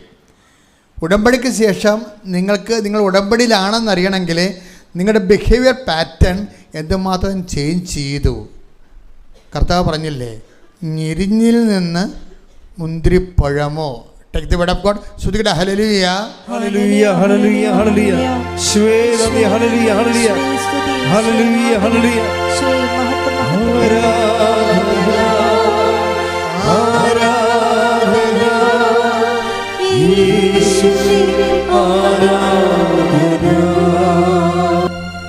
മത്തായി 7:16. മത്തായി 7:16. ഫലങ്ങളിൽ നിന്ന് അവരെ മനസ്സിലാക്കാം. മുൾച്ചെടിയിൽ നിന്ന് മുന്തിരിപ്പഴമോ ഞെരിഞ്ഞിലിൽ നിന്ന് അത്തിപ്പഴമോ പറിക്കാറുണ്ടോ? അപ്പൊ ഇത് സ്വാഭാവികമായ പ്രകൃതിയിൽ ഉണ്ടാകുന്ന ഒരു രീതിയാണ്. എന്താണ്? ഞെരിഞ്ഞിൽ നിന്ന് മുന്തിരിപ്പഴം കിട്ടത്തില്ല, മുൾച്ചെടിയിൽ നിന്ന് അത്തിപ്പഴം കിട്ടത്തില്ല. പക്ഷേ ഒരു മനുഷ്യൻ ഉടമ്പടിയിലായിക്കഴിഞ്ഞാൽ അവൻ ക്രിസ്തുവിലാകുകയാണ്. ക്രിസ്തുവിലാകണമെങ്കിൽ എന്ത് ചെയ്യണം? ഈ ഞെരിഞ്ഞിൽ മുന്തിരിപ്പഴവും അതുപോലെ തന്നെ അത്തിപ്പഴത്തെ കാര്യം എന്നാ പറഞ്ഞേ? അത്തിപ്പഴമോ പറിക്കാറുണ്ടോ? ഇത് പ്രകൃതിയിലുള്ള സ്വാഭാവികതയാണ്. പക്ഷേ ബൈബിൾ എന്താ പറയണത്? വിശേഷവിധിയായി നിങ്ങൾ എന്താണ് ചെയ്യണത്? അപ്പം വിശേഷവിധിയായി ഈ ബിഹേവിയർ പാറ്റേണിലേക്ക് വരുമ്പോഴേ ദൈവമായിട്ട് നിങ്ങൾ ഉടമ്പടിയിലാണെങ്കിൽ എന്ത് ചെയ്യും? നിങ്ങൾ മുൾച്ചെടി ആണെങ്കിൽ എന്ത് ചെയ്യണം? അതിൽ നിന്ന് ദൈവം മുന്തിരിപ്പഴം വരണം, സൗമ്യത, ശാന്തതയൊക്കെ വരണം. ഇത് നമ്മോട് തന്നെയുള്ള. അപ്പം നമ്മൾ ഉടമ്പടിയിലാകാൻ വേണ്ടി ഒരു രക്തസാക്ഷി ആകണ പോലെയാണ്. ഉടമ്പടിയിലാകാൻ വേണ്ടി നമുക്ക് എന്താ മുതൽ മുടക്ക്? അപ്പോൾ നിങ്ങൾ പറയും 100 രൂപയുടെ മുടക്കുണ്ട്, കുറച്ച് പത്രം മേടിക്കണം, 2 തിരി മേടിക്കണം. അതല്ല മുടക്ക്. പിന്നെ എന്താ മുടക്ക്? അതായത് ക്രിസ്തുവിനെ നമ്മുടെ പക്ഷത്ത് നിർത്താൻ. ആ യേശു ക്രിസ്തു നമ്മുടെ പക്ഷത്താണെങ്കിലെന്നല്ല വചനം, എൻ്റെ പാടല്ലേ. ക്രിസ്തുവിനെ നമ്മുടെ പക്ഷത്ത് നിർത്താൻ വേണ്ടിയാണ് നമ്മൾ ഈ മുൾച്ചെടിയിൽ നിന്ന് മുന്തിരിപ്പഴം ഉണ്ടാക്കുന്നത്, ആ ഞെരിഞ്ഞിൽ നിന്ന് അത്തിപ്പഴം ഉണ്ടാക്കുന്നത്. എന്താണ്? നമ്മൾ സ്വഭാവത്തെ റഫാണ്, നമ്മൾ സ്വഭാവത്തെ അർത്ഥമായി കുപ്പിതേക്കാത്തവനാണ്, ചാണാത്തിൽ 4 വെച്ച് നക്കിയെടുക്കുന്ന പിശുക്കനാണ്. പക്ഷേ when we come to covenant നമ്മളെന്ത് ചെയ്യും? ഈ ബിഹേവിയർ പാറ്റേൺ തട്ടപ്പാടെ മറിച്ചിട്ട് ക്രിസ്തുവിൻ്റെ നമ്മളെ തന്നെ അഴിച്ച് പണിയണം. അഴിച്ച് നമ്മുടെ വഴികൾ, രീതികൾ എല്ലാം. ഇതിന് മാനസാന്തരത്തിൻ്റെ ഫലങ്ങളെന്നാണ് പറയണത്. ടേക്ക് ദ വേർഡ് ഓഫ് മാനസാന്തരത്തിൻ്റെ ഫലങ്ങൾ. 3:8 എടുത്ത് ലൂക്കാ. ശ്രുതികട ഹല്ലേലൂയ ഹല്ലേലൂയ ഹല്ലേലൂയ ഹല്ലേലൂയ. യേശുവേ നന്ദി. ഹല്ലേലൂയ ഹല്ലേലൂയ. ലൂക്കാ 3:8. ലൂക്കാ 3:8. മാനസാന്തരത്തിന് യോജിച്ച ഫലങ്ങൾ പുറപ്പെടുവിക്കുവിൻ. മാനസാന്തരത്തിന് എന്താ പറയുന്നത്? യോജിച്ച ഫലങ്ങളുണ്ട്, അതിൻ്റെ സ്യൂട്ടബിളായിട്ടുള്ള ഫലങ്ങൾ. അപ്പോൾ അതിൻ്റെ മാനസാന്തരത്തിൻ്റെ ഫലങ്ങളെന്ന് പറയുമ്പോൾ ഈ ഞെരിഞ്ഞിൽ നിന്ന് അതിൻ്റെ യോജിച്ച ഫലം എന്താണ്? അത്തിപ്പഴമാണ്. മുൾച്ചെടിയിൽ നിന്ന് എന്താണ് അവിടെ പറയണത്? മുന്തിരിപ്പഴമാണ്. അത് മാനസാന്തരത്തിന് യോജിച്ചതാണ്. അല്ലാത്ത രീതിയിൽ മുതിങ്ങളിൽ നിന്ന് കിട്ടാൻ സാധ്യതയില്ല. അപ്പോൾ കുറച്ചുകൂടി കൂടിയ നിലവാരമുള്ള സുവിശേഷ വിഹിതമായ പെരുമാറ്റ ബിഹേവിയർ പാറ്റേൺ, അതാണ് ഈ ലക്ഷ്മി കൈവരിച്ചിരിക്കുന്നത്. ലക്ഷ്മിയുടെ അടുത്ത് എന്താ? അമ്മ വരികയും പോവുകയും സംസാരിക്കുമ്പോൾ കേൾക്കുകയും വന്ന് കാര്യങ്ങൾ ടച്ച് ചെയ്യുകയും. ദൈവത്തിന് ഇങ്ങനെ ചെയ്യുന്നതിലൊരു ഒരു കുഴപ്പമില്ല. ദൈവത്തിന് തോന്നണം, ദൈവത്തിൻ്റെ ആളാണെന്ന് തോന്നണം. എന്നോട് നിങ്ങൾ ചോദിക്കണം, അച്ഛാ എന്തിനാണ് ഉടമ്പടി എടുക്കണമെന്ന് ചോദിച്ചാൽ ഞാൻ ഉടനെ നിങ്ങളെപ്പോലെ പറയത്തില്ല, ജപ്തിനോട് മാറാനാ കല്യാണം നടക്കാനാണെന്ന് ഞാൻ പറയത്തില്ല. എന്തിനാണ് ഉടമ്പടി എടുക്കണത്? ദൈവത്തിൻ്റെ ആളാകാൻ. അത്രയേ ഉള്ളൂ. ദൈവത്തിൻ്റെ ആളാകാനാണ്. പ്രാർത്ഥിക്കുക. കർത്താവേ ദൈവമേ, കർത്താവായ ദൈവമേ, ദൈവത്തിന്റെ ആളാകാൻ, ദൈവത്തിന്റെ ആളാകാൻ, മാനസാന്തരത്തിന് ഫലപ്രയോഗിക്കാൻ, മാനസാന്തരത്തിന് ഫലപ്രയോഗിക്കുവാൻ, ദൈവമായിട്ട് നിത്യസംസർഗത്തിലാകാൻ, ദൈവവുമായിട്ട് നിത്യസംസർഗത്തിലാകുവാൻ എന്റെ ഉടമ്പടിയെ, ഉടമ്പടിയെ, അതിന്റെ പെരുമാറ്റ രീതികളെ സുവിശേഷ വിഹിതമായി പുനഃക്രമീകരിക്കണമേ. പരിശുദ്ധ പരമ ദിവ്യകാരുണ്യത്തിന് നേരവും ആരാധനയും സ്തുതിയും പുകഴ്ചയും ഉണ്ടായിരിക്കട്ടെ. കുറച്ചു നേരം നമുക്ക് രോഗ സൗഖ്യ പ്രാർത്ഥനയുടെ സമർപ്പണ പ്രാർത്ഥനയ്ക്ക് പോവുകയാണ്. ജോമൾ സിസ്റ്ററും അതുപോലെ ജേഷ് ബ്രദർ അമ്പിളിയൊക്കെ സമർപ്പണ പ്രാർത്ഥനയ്ക്ക് നേതൃത്വം നൽകും. 7 മിനിറ്റാണ് സമർപ്പണ പ്രാർത്ഥന. ഓരോ മനുഷ്യൻ്റെ ഉടമ്പടി എടുത്ത് ജീവിക്കുന്നതും ഉടമ്പടി ധ്യാനം കൂടാൻ വരുമ്പോഴെല്ലാം അവർക്കൊരു കണ്ണുനീരുണ്ട്, അവിടെ കാല് ഇടറിപ്പോകുന്നുണ്ട്, അവർക്ക് ജീവിതം മുന്നോട്ട് പോകാൻ പറ്റണില്ല. അതിനുവേണ്ടി പരിശുദ്ധ അമ്മയുടെ അഭയം പ്രാപിച്ചിരിക്കുന്നവരാണ് നമ്മൾ. ഇവിടുന്ന് ഒരു കുഞ്ഞു പോലും അനുഗ്രഹം കിട്ടാതെ പോകരുത് എന്നാണ് ഞങ്ങൾ ദൈവത്തോട് എപ്പോഴും അപേക്ഷിക്കുന്നത്. നമുക്ക് പരസ്പരം പ്രാർത്ഥിക്കാം, സമർപ്പിച്ച് പ്രാർത്ഥിക്കാം. എല്ലാവരും ശ്രദ്ധിക്കട്ടെ. ഹല്ലേലൂയ. 2015 മുതൽ കൃപാസനത്തിൽ വന്ന് മരിയൻ ഉടമ്പടി എടുത്തു പോയിട്ടുള്ള ലോകത്തിന്റെ വിവിധ ഭാഗങ്ങളിലായിരിക്കുന്ന ഓരോ മക്കളെയും ഈശോയെ പ്രത്യേകമായിട്ട് ഈ അൾത്താരയിൽ സമർപ്പിച്ച് പ്രാർത്ഥിക്കുന്നു. അവരിപ്പോൾ കടന്നുപോയിക്കൊണ്ടിരിക്കുന്ന എല്ലാ ജീവിത ദുരന്തങ്ങളെയും പ്രത്യേകമായിട്ട് സമർപ്പിച്ച് പ്രാർത്ഥിക്കുന്നു. സമയത്തിന്റെ മേല് മധ്യസ്ഥ സ്വാധീനമുള്ള സഞ്ചാരി മാതാവ് ഈ ആരാധനയുടെ യോഗ്യതയാൽ സഞ്ചരിച്ചെത്തി ആ മക്കളുടെ വിഷയങ്ങളുടെ മേൽ എത്രയും വേഗം ദൈവിക ഇടപെടൽ ഉണ്ടാകുവാൻ വേണ്ടി ഞങ്ങൾ പ്രാർത്ഥിക്കുന്നു. വികാരണനാഥ, അങ്ങേ സന്നിധിയിലായിരിക്കുന്ന, കണ്ണുനീരോടെ പ്രാർത്ഥനയിലായിരിക്കുന്ന, വിവിധ ജീവിത ദുരിതങ്ങളിലൂടെ കടന്നു പോകുന്ന മക്കളെ ഈ ആരാധനാ സമയം കൃപാസനത്തിൽ ജീവനോടെ പ്രത്യക്ഷയായ ദൈവമാതാവിൻ്റെ മധ്യസ്ഥതയിൽ ദിവ്യകാരുണ്യ സന്നിധിയിൽ സമർപ്പിച്ച് പ്രാർത്ഥിക്കുന്നു. ഈശോയെ, ജീവിത വരുമാന മാർഗം കാണാതെ അലയുന്ന ഒരു മക്കളെയും സമർപ്പിച്ച് പ്രാർത്ഥിക്കുന്നു. ഈശോയെ, അവരുടെ കൂടെ ഈ ആരാധനയുടെ യോഗ്യതയാൽ പരിശുദ്ധ ദൈവമാതാവിൻ്റെ സഞ്ചാരി മാതാവിൻ്റെ സാന്നിധ്യം ഉണ്ടാകുവാൻ വേണ്ടി ഞങ്ങൾ പ്രത്യേകമായിട്ട് സമർപ്പിച്ച് പ്രാർത്ഥിക്കുന്നു. വിവാഹപ്രായം കഴിഞ്ഞിട്ടും വിവാഹം നടക്കാതെ വിഷമിക്കുന്ന മക്കളെ പ്രത്യേകമായിട്ട് സമർപ്പിച്ച് പ്രാർത്ഥിക്കുന്നു. ഏറെ പ്രത്യേകമായിട്ട് 30 വയസ്സിന് മുകളിലുള്ള എല്ലാ മക്കളെയും, ഞങ്ങളുടെ കുടുംബങ്ങളിലായിരിക്കുന്ന ഓരോ മക്കളെയും ഞങ്ങൾ പ്രത്യേകിച്ച് സമർപ്പിച്ച് പ്രാർത്ഥിക്കുന്നു. ഈശോയെ, ഞങ്ങളെടുത്തിരിക്കുന്ന ഉടമ്പടിയുടെ യോഗ്യതയാൽ കൃപാസനത്തിൽ നാളിതുവരെ ഉടമ്പടിയെടുത്ത് പ്രാർത്ഥിച്ചിട്ടുള്ള മുഴുവൻ മക്കളുടെ കാരുണ്യ പ്രേക്ഷിത പ്രവർത്തനങ്ങളുടെ യോഗ്യതയാൽ ഏറ്റവും അനുയോജ്യമായിട്ടുള്ള ഒരു ജീവിത പങ്കാളിയെ നൽകി ആ മക്കളെ പ്രത്യക്ഷീകരണ സാക്ഷിയാക്കി ഉയർത്തണമേ എന്ന് ഞങ്ങൾ പ്രാർത്ഥിക്കുന്നു. ഏറെ പ്രത്യേകമായിട്ട് കുടുംബങ്ങളിലായിരിക്കുന്ന, വഴിതെറ്റിയ സ്നേഹബന്ധങ്ങളിലായിരിക്കുന്ന മക്കളെ ഞങ്ങൾ സമർപ്പിച്ച് പ്രാർത്ഥിക്കുന്നു.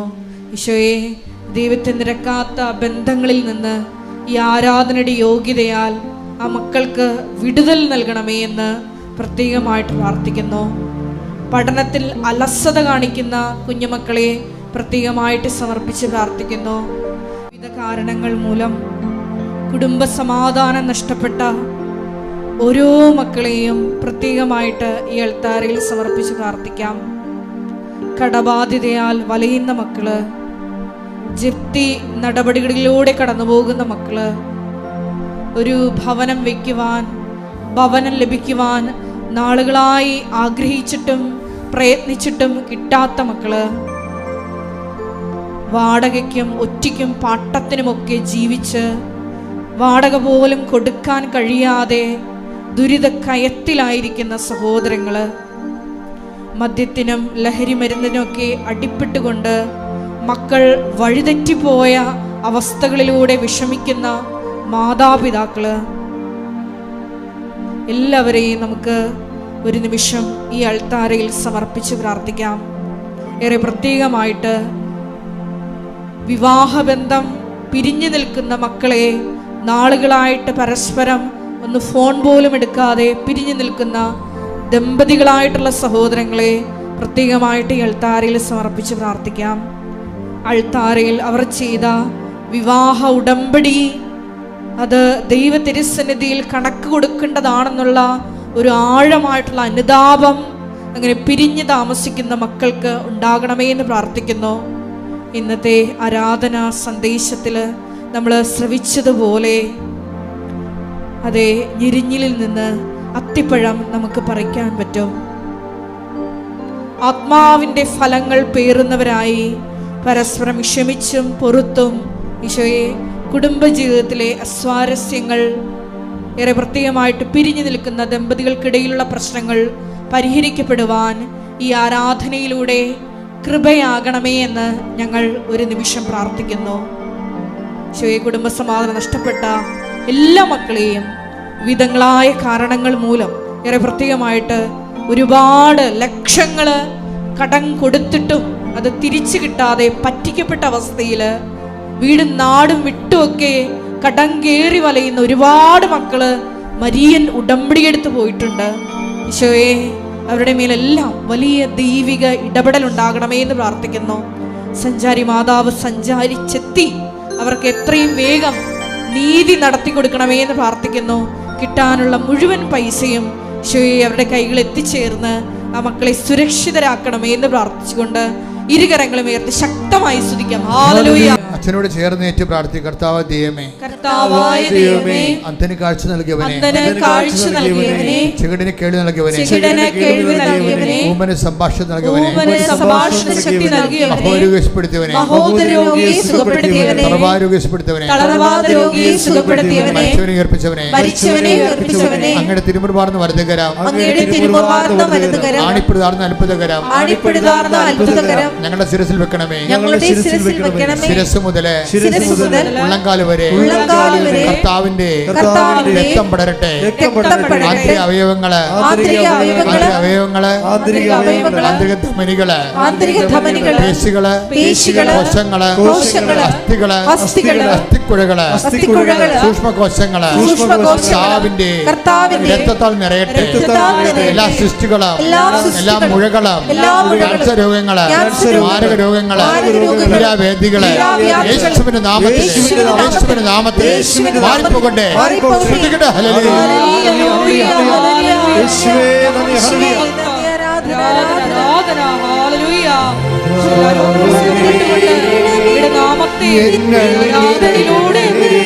വീണ്ടും മഹത്വപ്പെടുത്തണമേ.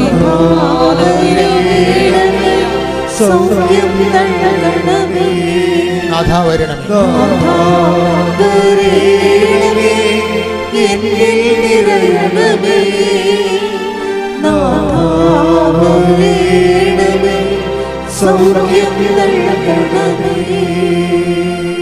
മക്കളെ, നമ്മളെ ദൈവമാണ് ഇവിടെ കൊണ്ടുവന്നത്. ഈ നിമിഷം നിങ്ങൾക്ക് മാതാവ് നിങ്ങൾക്ക് വേണ്ടി ഓരോരുത്തർക്കും വേണ്ടി മധ്യസ്ഥം വഹിക്കുന്ന സമയമാണ്.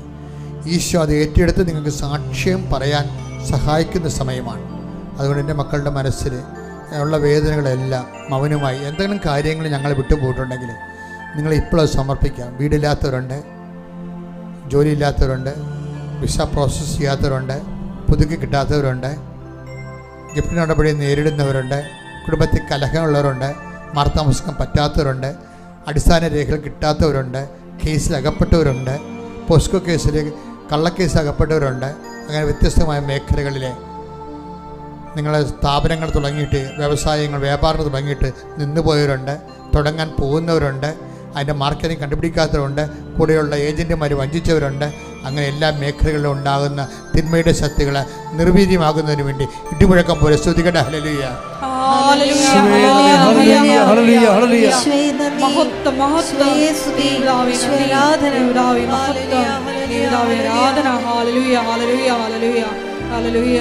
നാഥാ വരണമേ. സ്തുതിക്കട്ടെ. ഹല്ലേലൂയ.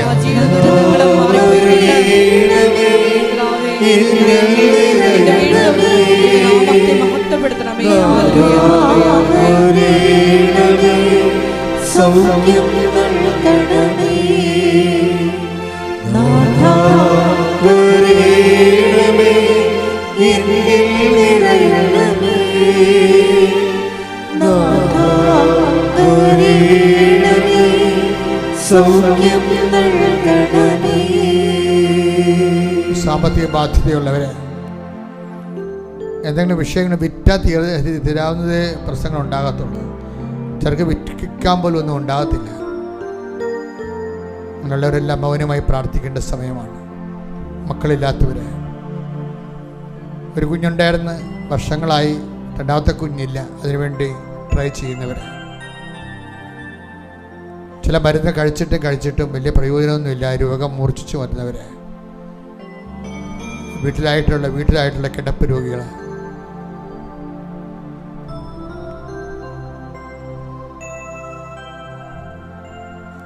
കർത്താവേ, അങ്ങയുടെ വിശുദ്ധ പൗരോഹിത്യത്തെ മഹത്വപ്പെടുത്തണമെന്ന് പ്രാർത്ഥിക്കുന്നു. കർത്താവേ, സഭയിലുള്ള സാന്നിധ്യം പ്രകടമാക്കണമേ. പരിശുദ്ധമ ജീവനോടെ പ്രത്യക്ഷപ്പെട്ട ഇടത്തിൽ അമ്മ മധ്യസ്ഥം വഹിക്കുമ്പോൾ കർത്താവേ, നിന്റെ തിരുമുറുവാർന്ന വലതുകർത്ത നിന്റെ അവകാശവും ഓഹരിയുമാകുന്ന ജനങ്ങളെ അങ്ങ് സ്പർശിക്കണമേ. അടിപ്പിഴപ്പുള്ള വൈദാഖ്യ ദൈവികമായ സത്യങ്ങൾക്ക് ആവസിക്കട്ടെ. ശ്രദ്ധിക്കട്ടെ. ഹല്ലേലൂയ,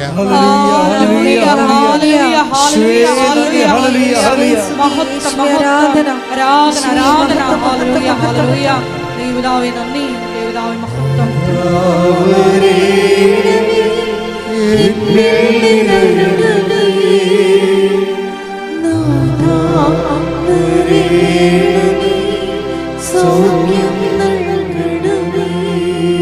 മൗനമായി പ്രാർത്ഥിക്കുക മക്കളെ.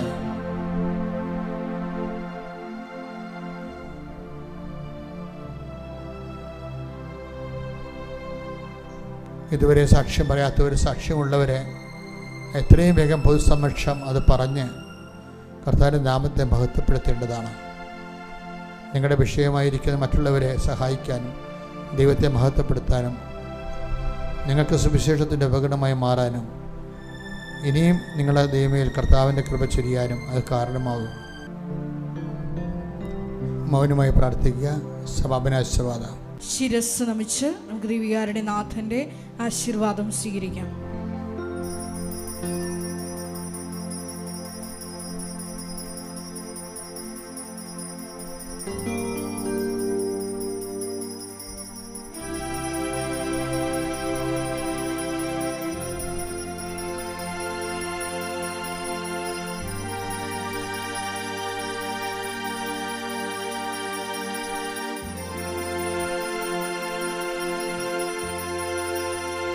പരിശുദ്ധ പരമമാ ദിവ്യകാരുണ്യമേ, എന്നുമെന്നും അങ്ങേക്ക് ആരാധന. പരിശുദ്ധ പരമമാ ദിവ്യകാരുണ്യമേ, എന്നുമെന്നും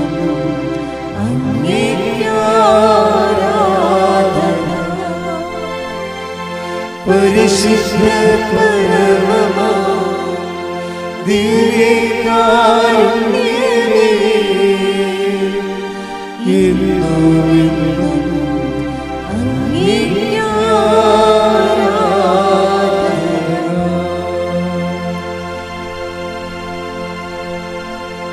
ആവേ